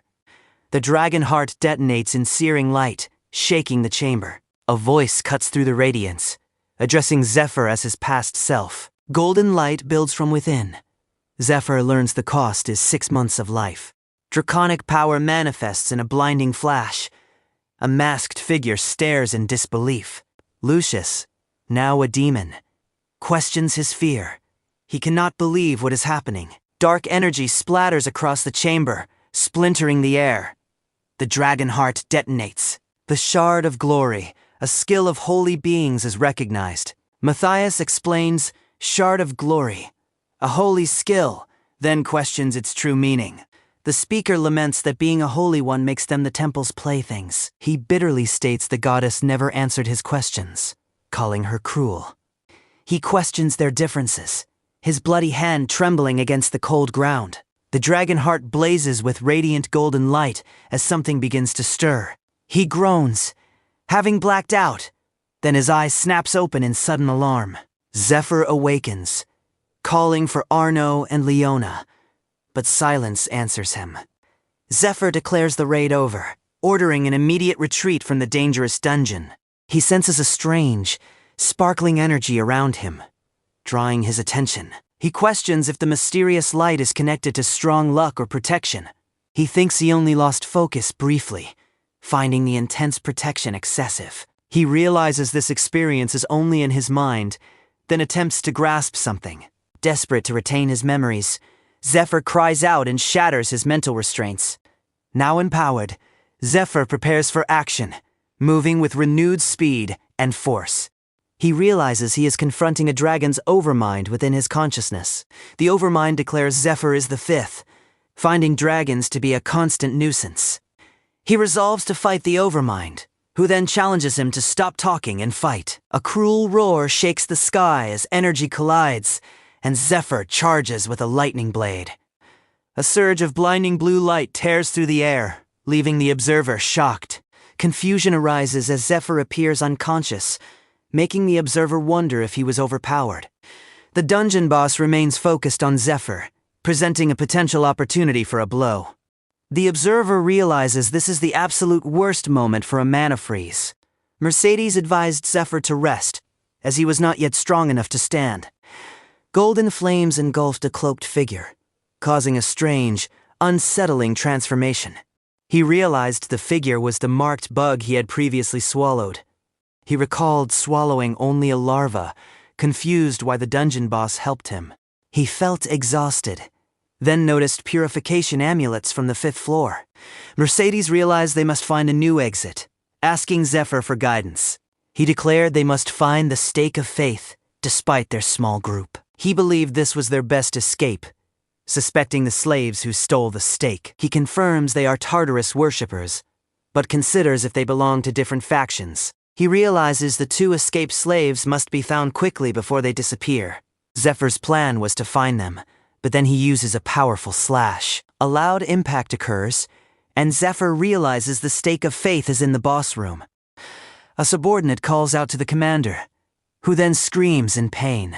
The commander laments using the Shard of Glory, realizing this might be the end.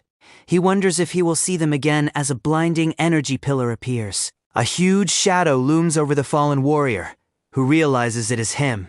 He wondered why someone was in the boss room, as the figure then greeted him. The figure then commanded a skeleton to get down on the floor. The figure activated language enchantment, a dragon skill that imbues words with magic. Zephyr's eyes sharpen with resolve, as ancient runes blaze, weaponizing words with magic. The enchanted words explode outward with immense force. The beast seems to be listening, snarling as runes swirl. Zephyr silently counts the seconds, observing the beast's reaction to his magic. Glowing runes flare as the spectral hands clench down harder, creating a loud impact. The powerful impact suggests a significant blow has been delivered. Zephyr admits he must restrict his own and the dragon's power to use this. A gauntleted hand seizes the wooden staff, as energy builds powerfully through him. Georgios's legendary sword Graham is exceptionally deadly, particularly against dragons. The pressure around Zephyr reveals how quickly the situation can turn. The enemy's pressure forces Zephyr to answer before the opening disappears. He steadies himself as the confrontation shifts around him. He studies the threat in front of him and waits. He watches the room carefully as the pressure shifts around the offer. There's no doubt about it. That's the legendary Sword of Light. Still, why do I sense the actual presence of the Goddess of Light radiating? He senses the same overwhelming presence from Tartarus as their first encounter. Tartarus turns, stating, "I am honored to be in your presence." The fight against Chrysaorus within Zephyr's consciousness rages for 3 brutal days. Chrysaorus acknowledges Zephyr's power, but expresses a lack of trust. Upon finally waking, Zephyr finds Ned lying unconscious beside him. He thanks Eurydice, promising she will not regret her decision. The terms are revealed: a mage crystal, an elite-level spellbook containing magic principles, and a master key, granting access to function within Eurydice's tomb. The dragon heart is currently operating at only 18% capacity. He needs to find Eurydice's descendant to transfer her magic. He wishes to search for her immediately, but other matters require his attention first. He asks to see their shoulders, then magically removes the slave marks. He declares them free, and one asks if their previous debts are settled. He reveals they were undercover for years, attempting to sabotage Tartarus. He thinks of Lucullus, a son of the Goddess of Light. He identifies Lucullus as a holy one, acknowledging his power and connections. The 2 slaves stand frozen as Zephyr suggests discussing matters elsewhere. He warns that the true fight has just begun. He acknowledges he now wields the dragon's power. He explains their nightmare, as a deep rumble shakes the chamber and warriors prepare. He moves. Powerful strikes crater the floor as he advances. The chapter ends, teasing a frozen standoff, a guttural roar, and igniting blade. No one has entered Eurydice's treasure chamber, leaving its contents a mystery. The ancient door creaks open with a rumble, revealing a spectacular sight inside. Inside, Zephyr discovers countless high-level items encased within protective crystals. A crystal twinkles, and Zephyr realizes how to extract the precious items. One character reflects on their earlier arrogance, admitting they don't know how to break the crystals. Someone asks for an appraisal skill. which analyzes mana flow to reveal item specifications. The ancient kingdom of Medea possessed highly advanced magic, influencing item values. Suddenly, a character expresses surprise, finding something unexpected within the chamber. Zephyr expresses satisfaction as legendary gear. The gem's spirit materializes around him. Zephyr steps into the light. Now, Zephyr, clad in Dragon Slayer armor, prepares to continue their earlier conversation. Identifying Tartarus worshippers is challenging, but Zephyr reveals there is another way. He explains a marked bug emerges from slain worshippers, but Olden's status complicates things. Olden's noble family holds immense influence, and most warriors are currently away on a raid. He is given command of available forces, but arresting Olden without evidence is risky. He declares he has evidence, and his hand reaches down to lift a glowing item. Cardinal Olden asks Bishop Alfonso what he thinks, then directs his gaze. Olden commands Alfonso to look left, then ahead, asking how he feels now. Olden praises Bishop Alfonso, wishing he had obeyed him.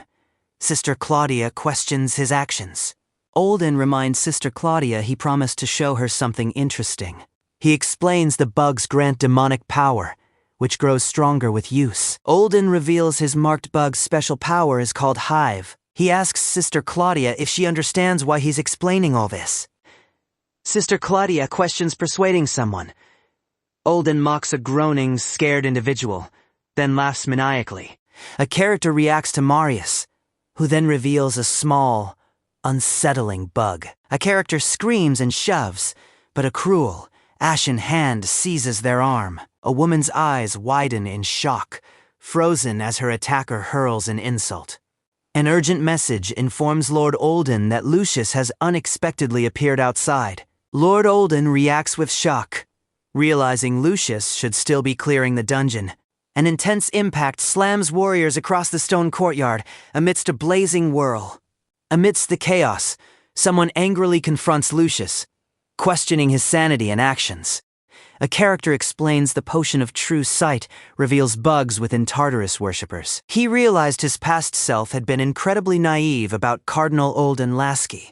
Lucilius Giornetti, a holy one of light, declared an arrest for heresy. Deceiving the Temple of Light was a serious offense, but the cardinal just laughed arrogantly. Lucius Giornetti speaks with holy authority as others question the crew's early return. The cardinal panics, realizing Zephyr revealed his secrets.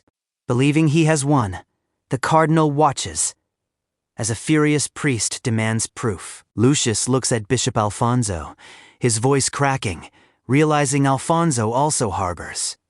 Bishop Alfonso reminds everyone that holiness does not grant immunity. The cardinal wonders how Lucius obtained such evidence, recalling the potion of true sight. Zephyr resolves to find undeniable proof, remembering Eurydice's tomb, a huge labyrinth. They plan to dig out from the tomb, realizing it was Matthias's old hideout. Evidence found in the mansion included letters between Matthias and Cardinal Olden. These letters affirmed Olden's allegiance to Tartarus, with instructions to burn them afterward. The letters proved his subordinate's blind trust, and Olden grinned, admitting his guilt. Olden laughed, casually admitting his guilt as the 11th. Olden challenged Lucius, claiming that knowing his guilt would change nothing. He insisted nothing could stop him, then called out to Claudia and Lucius. Olden grabbed Claudia, threatening Lucius if he moved, then explained the marked bug. Olden then offered a cruel choice: infect the lover, the son, or Lucius. Olden begins his countdown, reaching 3-2 as the tension in the arena builds. The pressure around Zephyr reveals how quickly the situation can turn.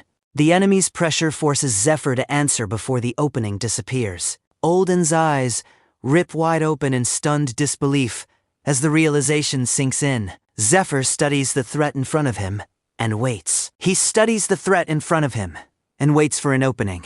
Hold on tight. The Golden Knight's blade crashes down like a thunderbolt. He steadies himself as the confrontation shifts around him. Two powerful attacks collide, erupting in a brilliant flash of golden lightning. The blast swallows the battlefield, hiding whether Zephyr's counter worked. He launches a blazing counterblow, leaving his surprised enemy no time for Yol. The opponent is stunned. Zephyr struck him down without even looking. He shields the woman and child, just as a new figure crashes down. From the dirt, a voice questions the chaos. The speaker questions if Jin Yang's disciple was killed, or if Jin Yang betrayed him. The report confirms the hostages are lost. As a knight dashes, Castor's eyes sharpen. Preparing himself as he confidently steps forward for fight, Castor questions Zephyr's presence, asking why he is not. Castor confidently declares he can handle Zephyr, then introduces himself as Earl Hugo's son. Lucius responds by introducing himself as Lucius Giornetti, the first son of light. He stands, his bloodied fist smoking, as the chapter concludes with a scene. Black smoke billows from the palace, overwhelming bystanders as chaos escalates. The destruction inside is not training, but pure annihilation. A warning follows. Stick to the mines. Avoid the black market. A loud crack echoes as Zephyr roars, shaking the ruined surroundings. Holy warriors on the walls raise artifacts, casting a petrification curse. Enemies freeze solid. A gem spirit skill then slows the enemies. Zephyr's bracelet halves the cooldown. The enemies are possessed priests from the parish. Zephyr must stop them non-lethally. Zephyr's precise aim surprises an observer. A blur then catches him off guard. The temple appears with blinding energy as ancient protective wards flare to life. He stands, bloodied fist smoking, daring anyone left standing to test him. Zephyr grows weary of the fight, knowing spears offer a natural range advantage. However, a seasoned fighter like Zephyr can easily blast sword aura from a distance. His blade drops in a blazing arc, yet he completely failed to see this coming. It is Mirror Chain Mail, an ancient Median spell triggered upon impact. Zephyr realizes his opponent feigned weakness, luring him into a trap. The opponent taunts Zephyr, who effortlessly dodges the ensuing barrage of stabs. Tartarus uses a swift blow, which Zephyr narrowly dodges by jerking his head back. He endures a brutal blow, then lunges as Tartarus declares Holy One sacred. Tartarus uses his Divine Judgment skill, which then detonates powerfully on impact. He orders his commander to stay back, then staggers, refusing to fall. He counts Tartarus's hits, realizing his reflectability comes from an item. He planned to hold Tartarus, but now blames him for forcing this outcome. He builds forward with incredible speed, launching a powerful, decisive blow. He's sending him back to his goddess, right now. Someone urgently calls out, demanding Zephyr's immediate presence. He recognizes the Queen's message, a skill allowing Queen Bug users to transmit directly to Princess. Golden chains erupt from the stone, followed by a huge wave of blazing energy. A voice calls out to Lord Olden, urging him to come. An antagonist taunts Zephyr, questioning if something has happened to his master.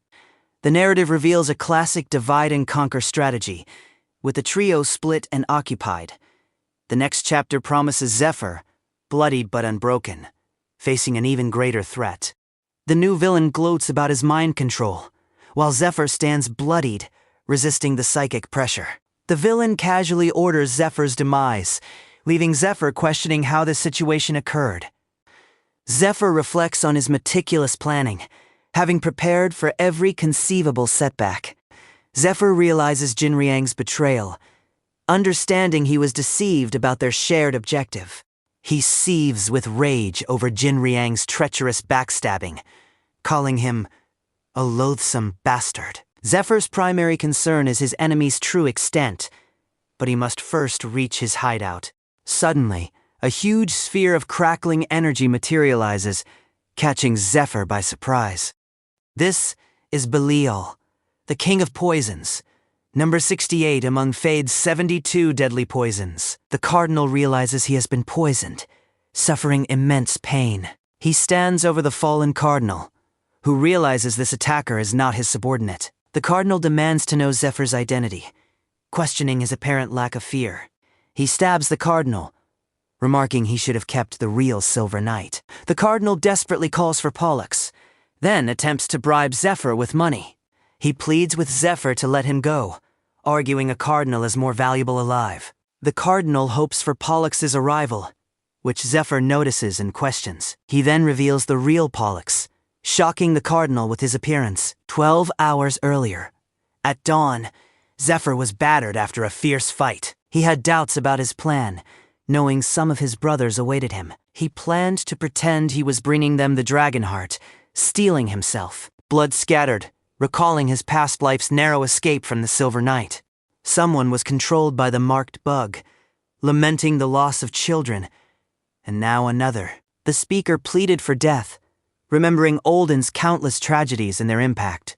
He resolved to kill Olden immediately, gripping his lightning-forged hammer tightly. A blinding bolt of blue lightning tore through the forest, piercing the darkness. Tartarus flinches, surprised by Zephyr's small size after the lightning counter. A heavy boot slams down, kicking up dust as Tartarus begins his transformation. Tartarus laughs maniacally, wondering how long it has been since he last used this form. He explains his twin knights guarded him to prevent anyone from seeing his true appearance. The Demon Lord reveals he used the Stone of Revelation 5 years ago, and the lightning struck. He warns Zephyr that everyone who has seen this form has been killed. Tartarus's huge claw crashes down, unleashing a powerful green energy blast. He tells Mercedes the fight is starting, and orders her to hide in the cave. He offers items to his companions, explaining he no longer needs them. A blinding flash appears outside the cave, as Zephyr then dashes forward rapidly. Deep within the cathedral, a legendary blade rests bound in chains. As Zephyr protects the child, he declares he will finally have his revenge, as steel clashes against his enemies. He targets his father's killer, then a crimson blast tears through the hall. He smirks, confidently, having defeated one foe, ready for the next challenge. Zephyr immediately clashes with the powerful enemy, who then builds with Dark. The enemy grows anxious as the squad resists more effectively than expected. The ally invokes Aria for strength, activating Fight Light. The spirit is also unexpectedly boosted by the skill, becoming an incredibly... The character then uses his enhanced chain of light, resembling a shooting star. Zephyr clashes with the ice, creating sparks, then counters. The enemy scoffs, believing their attacks are too sluggish. The world seems to speed up, but he soon realizes he is actually. He uses Shooting Star, a cursed skill that saps his foe's speed. A blinding blast of light appears, causing the entire structure to shudder violently. He charges forward, targeting his next opponent, who freezes in fear knowing the structure begins to crack and crumble, threatening to collapse around everyone inside. A loud crack signals imminent collapse, catching one of the combatants completely. A scream of terror appears as the building's structural damage. The Golden Knight's attacks might not have aimed to kill Lucius. The ground splits open from a tremor, raising concerns for the trapped brainwashed. A desperate cry for Uncle Alfonso rings out, and the ground violently shakes. He forces himself to jump, even though his body is severely damaged. Despite the damage, he feels it worked out, ensuring Lord. He explains to the twin brothers that their loss was due. Believing they can fix the world, he propels himself rapidly. Blasting through the forest, he vows to protect Lord Olden, who gave them. Thinking of Lord Olden, he tears through the air, his steel cutting swiftly. Without hesitation, he launches at the remaining enemies, his blade striking true.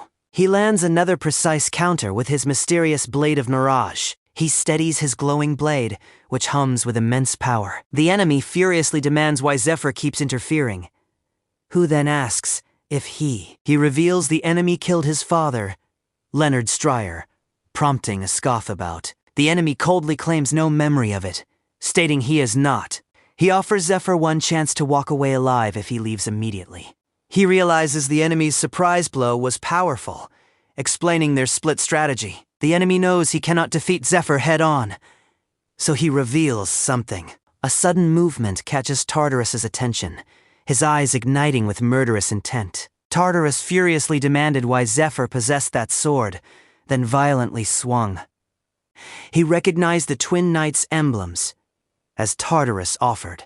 Olden scoffs, stating Zephyr's blow would have killed any knight 10 times over. Zephyr merely grunts, unfazed by Olden's words, prompting Olden to transform. Olden's form warps with a violent rush of power. Then he slashes with sharp. Zephyr swings his sword in a deadly arc, meeting Olden's mutated flesh. Olden brags about focusing mana, causing his body to twitch with disgusting spasms. Olden spews corrosive stomach acid, but Zephyr cuts. Olden lands a brutal hit, causing Zephyr to stumble, who then prepares. He uses the Dragon Heaven Sword technique, Rise of the Dragon, as energy crackles. Olden writhes as the bug inside him panics, then acid mist appears desperately. He splits through the mist, then slashes, destroying the approaching clawed hands. A powerful shockwave sends everything flying as Olden laughs, proclaiming. Olden taunts Zephyr, claiming he will eventually run out. He suddenly grabs Olden, who then praises his opponent's impressive blow. Olden attempts to recruit Zephyr, but the hero ignores. He delivers a crushing blow, then appears forward, wreathed in crackling teal energy. The impact is cataclysmic, splitting the ground and causing debris to explode violently. Zephyr's blade glows with power, then cleaves through the air, scattering rock. The counterblow lands with a blinding energy burst. Flashback. A voice tempts Olden all the privileges of a Marquess Lasker priest if, still, there's no magic bug that grants power just by eating it. From that day, Olden abuses the bug's power. The pressure around Zephyr reveals how quickly the situation can turn. The enemy's pressure forces Zephyr to answer before the opening disappears. He steadies himself as the confrontation shifts around him. He recalls finally gaining the Dragonheart's power, needing a place to unleash it. He activates Dragonophication, using Olden's immortality to test his new Dragonheart power. Olden's mind breaks, recognizing the impossible power of the Dragonheart. He grins, ready to experiment on Olden, who feels genuine fear. He uses a ravaging slash, as Olden internally screams.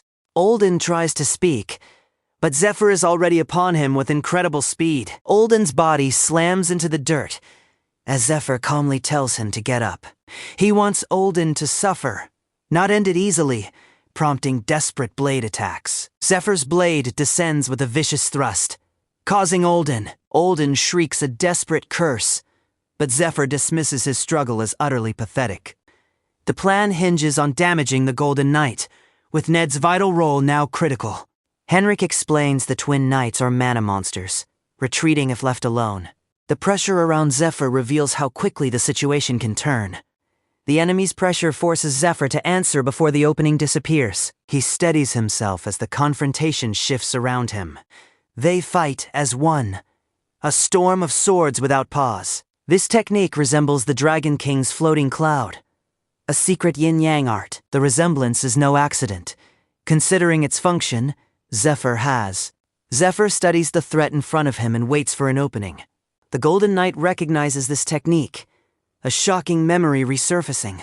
As blades clash, the Golden Knight realizes only Lord Olden knew this secret. He grits his teeth, wondering what happened to his loyal brother Pollux. The revelation makes the fight deeply personal, and his rage threatens to consume him. He vows to defeat his opponent quickly, as Ned dodges the furious blade attacks. The Golden Knight remains relentless, and Ned knows he must prevent him. With the Silver Knight defeated, Ned realizes he must end this fight immediately. Crimson energy glows along his blade as he braces with furious determination. Zephyr counters with a powerful swing, sending a blazing red arc. A glimmer of hope appears as Zephyr's crow's cloak. He phases out of reach, then strikes with his powerful lightning palm. He stops his opponent, seizing the opportunity to deliver a killing blow. The blow is blocked. Zephyr's sword stuck, as the Golden Knight smirks, having him. A sudden blur, then a stab pierces through, and Ned takes the hit. Blood splatters from the impact as the Golden Knight laughs mockingly. The Golden Knight calls him a nuisance, demanding he die. He pushes back with all his might, remembering his son, Ned. He recalled telling Ned he would inherit the Baron title. Ned was told to become a great knight, worthy of the Blood-Tear's sword. Clenching his fist, the knight resolved not to give up in this fight. He unleashed a blinding surge of power, striking a powerful final blow. Blood flew as a desperate hand grabbed, anticipating the Golden Knight's counterswing. The Golden Knight delivered a brutal counterpunch, blinding his opponent instantly. Blinded and shocked, he struggled to recover as his opponent attacked. Tartarus senses Zephyr nearby, as a winged figure descends through crimson lightning. Using the crow's cloak, Zephyr clones and warps, causing immediate, absolute chaos. Steel meets steel in a violent clash, with sparks and blood scattering everywhere. The Golden Knight endures a swift blow, then braces for a huge lightning blast. A direct lightning blast hits, creating a blinding, catastrophic blast of golden energy. A weapon counter sends fire and debris erupting. The powerful positions have now become vacant. Leaving, a voice demands Zephyr rise and fight through the dust. Zephyr studies the threat in front of him. Zephyr approaches, thanking Arya as the fight's dust finally settles. To their surprise, Olden's insane plot was stopped. Following the incident, the crew is completely swamped. The old man brought a serious matter from the central parish that needs attention. He moves among allies, offering encouragement, then drinks from a golden vessel. Meanwhile, they purge hidden Tartarus worshippers as sunlight fills the gilded hall. Someone comments on Olden's immense power, then asks their uncle if he is okay. Master Zephyr and Master Ned, I don't even know how to thank you. Please, accept this gift to celebrate your recovery. This is way too dangerous. We have to burn it. Still, the bigger question, is handing anything more to Olden even worth? The pressure around Zephyr reveals how quickly the situation can turn. A blonde-haired figure scans the intelligence report with razor-sharp focus, absorbing every single word. Is this true? A plan to summon the god of destruction. Obliterate. The kingdom of Cayenne, occupying half of Aslan, once held two equally. However, a series of disasters created a colossal and absolute power gap. This imbalance allowed Tartarus worshippers to spread rapidly, like ink. The ice dragon Mirania began attacking western lands, causing a desperate rush to finish.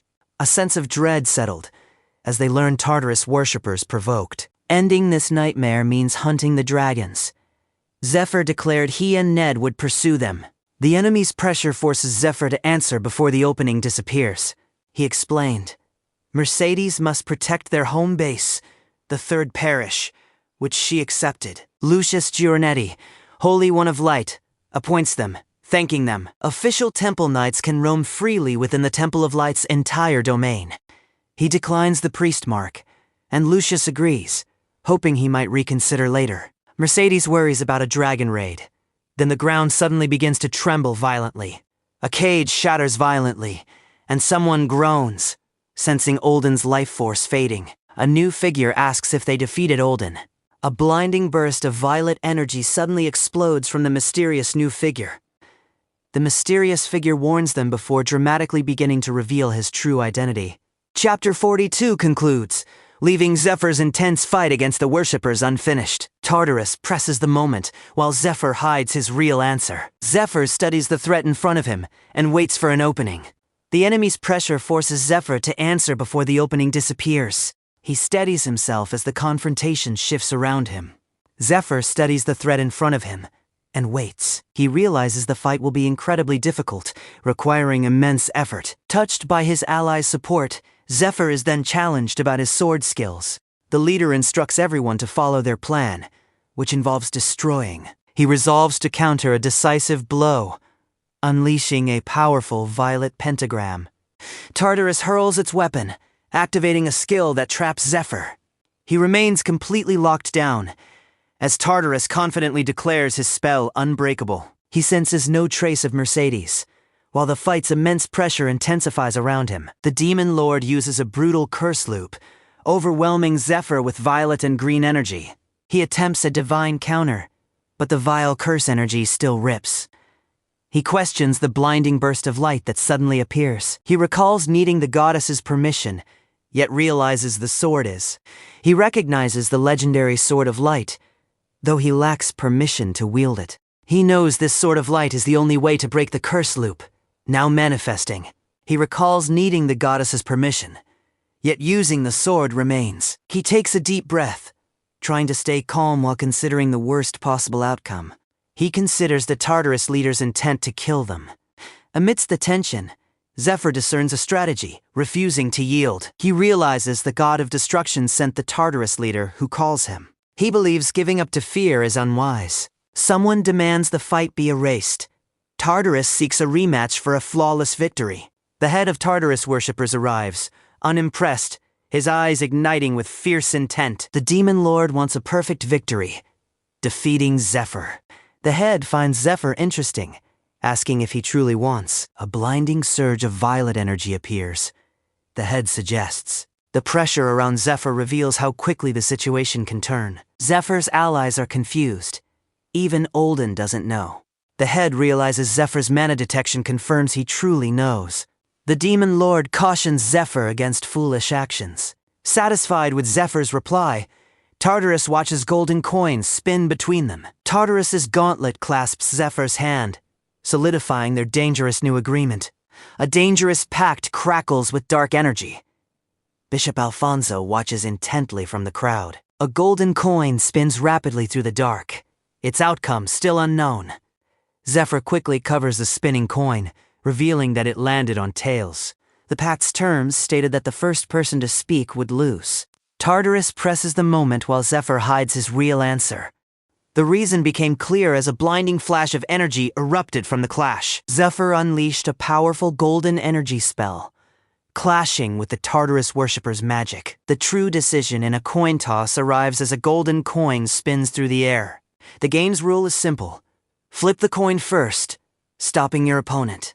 A golden coin spins as clawed gauntlets clash, struggling with this simple rule.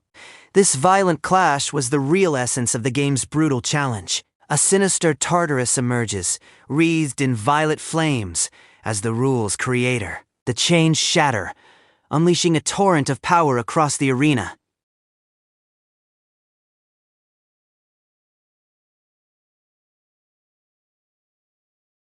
Zephyr studies the threat in front of him and waits for an opening. Ned resolves to crush their enemy, driven by his unfulfilled quest.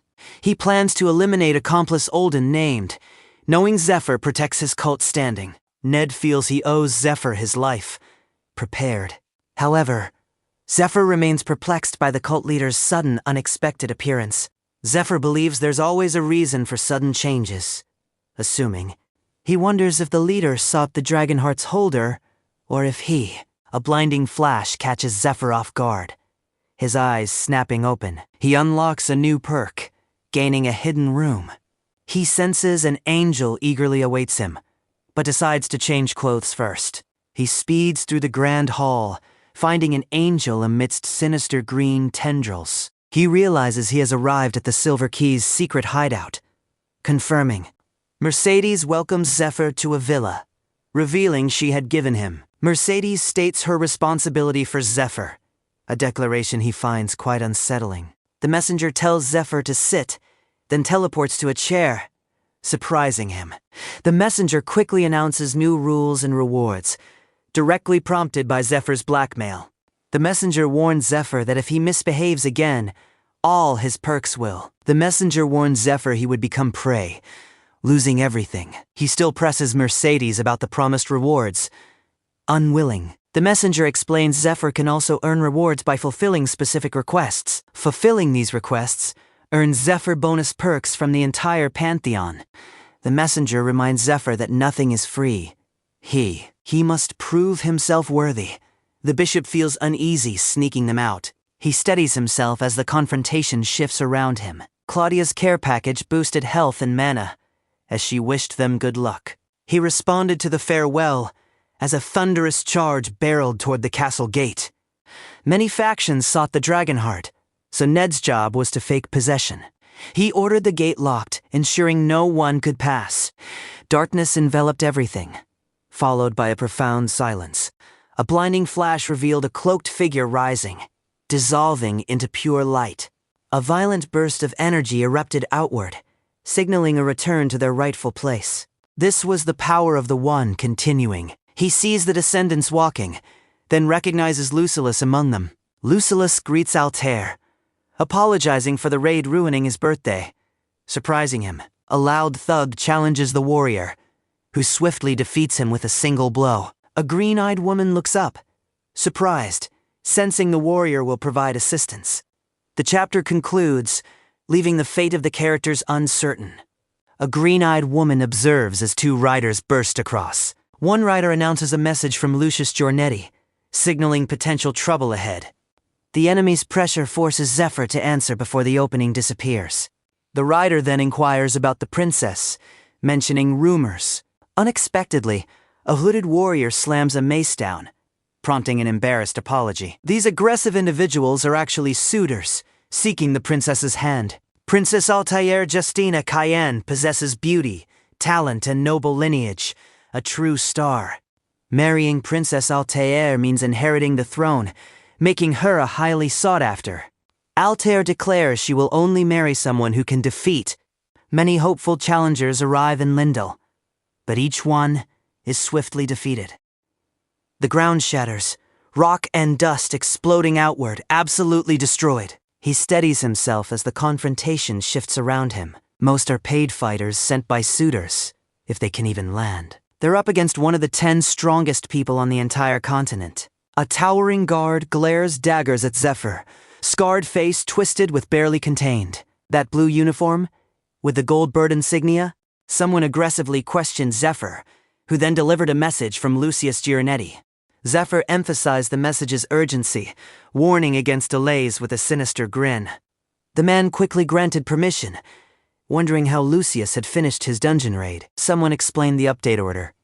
Noting that a lover is always, the man reacted with shock as sleazy rumors about Lucius. Zephyr landed a brutal counter, silencing the man. Someone shrieked for Father Jacob. The temples of light and sky were always at odds. Altair's involvement was. He then called out, asking if they were tired of waiting 3 days. The man declares the waiting is over, then apologizes for his subordinate's disrespect. The butler dismisses the apology, regretting he couldn't prevent the earlier confrontation. These visitors are no ordinary temple knights, as Altair then asks about. A cold, determined gaze cuts through the light as Zephyr steps forward. He greets the princess respectfully, but she seems surprised by his unexpected presence. The temple's rules remind Zephyr how tightly the workers are controlled. Whispers begin among the onlookers, wondering why one particular knight is glaring. The character thinks Zephyr started the fight, not them. A savage gust silences the hall, freezing everyone. Altair has long fought this war, recruiting allies. The enemy's pressure forces Zephyr to answer before the opening disappears. As the Tartarus cult threatens the kingdom, Zephyr steps forward to assist. Zephyr studies the threat in front of him and waits. The pressure around Zephyr reveals how quickly the situation can turn. Ophelia declares she will attempt 3 clean strikes. Zephyr studies the threat in front of him and waits for an opening. Mercedes draws her blade, her iridescent wings beating rapidly as her power flares. A dark butterfly descends onto the rose, then a brutal slash tears. He easily pushes her first counter aside. Her second blow fails to scratch him. He skitters across the floor as a clawed hand taps the warrior. He asks if he should continue, but Mercedes has seen enough of his remarkable skills. Mercedes wonders where Zephyr came from. Hearing the blue dragon destroyed the grain belt, he proposes distracting the enemy while others proceed with the dungeon raid. He promises to bring the blue dragon's head, prompting Mercedes to ask. He states payment is secondary. He needs many healers to deal. Altair understands Zephyr seeks more than coin. He replies, "That depends on you, princess." He produces a mage crystal, a powerful spell book for Altair's plateaued magic. He suggests Altair absorb the crystal, then announces he will take his leave. He tells Altair to summon him again if satisfied. He murmurs to himself, confident Altair will soon seek him out again. Altair smiles quietly, then thinks Zephyr seems weak for someone. Altair concludes Zephyr's dragon heart hasn't settled, so he will grow much stronger. The messenger realizes Princess Eurydice must have planted the dragon heart herself. He watches the room carefully as the pressure shifts around the offer. The messenger ponders another mystery, her unique ability to sense warmth or chill. Instead, she received a powerful vision of an armored fist slamming down forcefully. A blinding surge of violet lightning splits the air.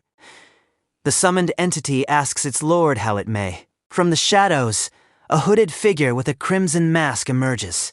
The apostle chastises Zephyr, stating he should already know the answer. Tartarus declares he is granting his apostles their freedom. Then everything fades to black. The messenger laments disappointing her leader, calling it foolish, then asks if anyone is there. A subordinate confirms. Then Mercedes orders a phantom steed. The story will continue in the next exciting chapter. Zephyr desperately rides his phantom steed towards the third parish. The spellbook he's been chasing his whole life is right there, ready to be devoured. The enemy's pressure forces Zephyr to answer before the opening disappears. Tartarus presses the moment, while Zephyr hides his real answer. Zephyr studies the threat in front of him and waits for an opening. It's beautiful. This is the Median magic they've been bleeding sweat to find. Still, I've been waiting forever to meet you, my descendant, my heir. He steadies himself as the confrontation shifts around him. Mercedes felt relieved, finding parties too noisy, then asked about the misty bracelets. A top 10 warrior's lurking in this fortress, so slap on both bracelets right now. Oh, and that woman? She hasn't stopped staring at you. Yeah, I noticed. No clue why. She's the real danger here, not me. She doesn't reek of Tartarus dogma, but still, stay sharp. I'm sure Ned's fine. The temple's rules remind Zephyr how tightly the workers are controlled. The pressure around Zephyr reveals how quickly the situation can turn. Facial expression, behavior, attitude, those little details twist people's impressions on a dime. Still, it's more than enough for a ballroom where the faces change nightly. The fortress annex serves as barracks for suitors and their hired muscle. A recruiter mentions the princess once helped a nomad. Zephyr angrily silences him. No one has heard news from the raid. They question Olden's neutrality. Everyone is obsessed with Lucius's raid outcome. He watches the room carefully as the pressure shifts around the offer. Didn't I see you lurking at that other table earlier? Interesting. The enemy observed Zephyr's impressive craft. Surprised he saw through their camouflage, he took a few steps forward, then was suddenly yanked violently backward. He lands a brutal hit, quickly clearing the east building. Under a colossal full moon, the fortress looms silent. The fortress's absurd size astounds them. They may never get used to it. Zephyr found clues of Olden's demon transformation and Dragon King martial arts. These clues were found precisely where the Silver Knight's remains had been discovered. Something sticky. He stumbles on a vial of Persephone's deadliest poison. The temple's rules remind Zephyr how tightly the workers are controlled. Zephyr studies the threat in front of him and waits. If that's the case, they'd laugh off complaints from investors and central parish bureaucrats. If Jin Yang has it, maybe he just double-crossed the Holy One out of greed. Just then, something catches his eye. Hold up. What? A bird-masked figure looms, making Zephyr wonder if it is the second in command. A ghostly figure lunges, freezing the stranger who suspects this intruder is connected. The masked figure commands a blow, and a spectral wolf rips. The masked figure confirms the hit, but Zephyr channels raw energy, crimson lightning. He uses lightning palm, recognized by the masked figure as Jin Yang's Dragon King technique. He smirks, glad to meet a Jin Yang disciple. The masked figure finds Zephyr a nuisance as steel clashes and someone flies back. He thinks this test feels rigged, or only for much stronger people. A blade of pure light tears through the air. Then someone rushes in with flashing blades. The blade whips through the air, twisting and reshaping mid-counter. Mercedes draws her blade of mirage, a magic dagger shifting its length and form. Mercedes pivots, swinging her blade and dodging an incoming blow. A huge surge of energy rises from the ground, indicating a power spike. He comments that the blow was impressive, but it only hit his clone. The messenger acknowledges Zephyr's immense power, warning that an all-out fight would end badly. The messenger suggests they stop fighting, hinting at Zephyr's hidden Dragon King martial art. He wondered how Mercedes knew his location, as she explained her ability to bypass cloaking. The pressure around Zephyr reveals how quickly the situation can turn. The messenger mentioned dealing with the princess's guards, identifying Russ' style as the crime scene. He steadies himself as the confrontation shifts around him. The messenger considered the most important point, while Zephyr wondered where to even begin. The messenger claimed the smiling woman could pass for Zephyr's twin. Mercedes' shocking revelation left Zephyr stunned as the chapter concluded. Ned speaks, revealing he is Leonard's son, a temple priest following orders. The pressure around Zephyr reveals how quickly the situation can turn. He lays it out. Most bankrupt kids, starved, got sold. Zephyr studies the threat in front of him and waits. Zephyr hears footsteps approaching, dismissing Olden's previous ramblings as mere madness. He questions the situation, as Mercedes reveals she is the Shadow Disciple. The enemy's pressure forces Zephyr to answer before the opening disappears. The woman describes the Shadow Disciple's appearance, which Zephyr realizes matches his lost sister. He learns she is the Dragon King's Shadow Disciple, making him doubt everything he knows. Zephyr's only desire is to uncover the truth. No matter. Mercedes plays a melancholic violin tune, the Night Sonata, signaling the party's end. The Night Sonata signals the party's end as guests exchange goodbyes. The merchant finds Zephyr quite unusual, truly the most unique person he has met. He watches the room carefully as the pressure shifts around the offer. Edwin's father warns him such people are dangerous, so he considers reporting. Edwin decides such talent must be acquired quickly, or else destroyed if unobtainable. He recalls Philip Pilgrim, head of the Pilgrim Caravan, from his previous life. Philip amassed a fortune trading spices, making him influential even among royalty. Philip offered to fund Mercedes' lavish lifestyle and secret power. Drawing. The smiling woman killed Philip, drastically increasing the desert operation's death toll. He must keep Philip alive and stop the smiling woman who can disguise herself. The smiling woman never revealed her true face. Ned suddenly reappears, startling Zephyr, but then recoils from him. He wonders why Ned flinched, recalling his fearful look from their cave days. He tries to act normal, a reflex, then asks Ophelia if anything is wrong. Ophelia reveals she met someone who looks exactly like Zephyr, his unknown sister. Zephyr's sister drowned years ago, yet she is the Dragon King's Shadow Disciple. He is shocked. His mind races, wondering if the smiling woman is. Zephyr's eyes widen as Ned asks who taught him that specific technique. Ned remembers little, just an accident and adoptive parents. He suddenly realizes Jinriang and Olden destroyed Ned's family to capture someone.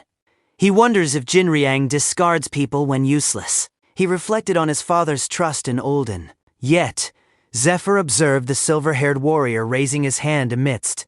He observed that the silver-haired warrior seemed different somehow, a new feeling. He remembered their many life-or-death situations, forging a unique bond. A blade pierces his back in a shadow counter, then golden power and crimson lightning clash. He reflected on their camaraderie, desperately wanting to believe in that trust. He now understands he can truly trust this individual, creating a quiet moment. He remembers their original meeting was set 3 months later in his past timeline. He revealed escaping the canyon was impossible, which greatly surprised Tartarus. Though he reached humanity's apex with help, he ultimately failed to save anyone. Zephyr, the last human and the failed hero, revealed he was. The chapter concludes here, with the story set to continue next time.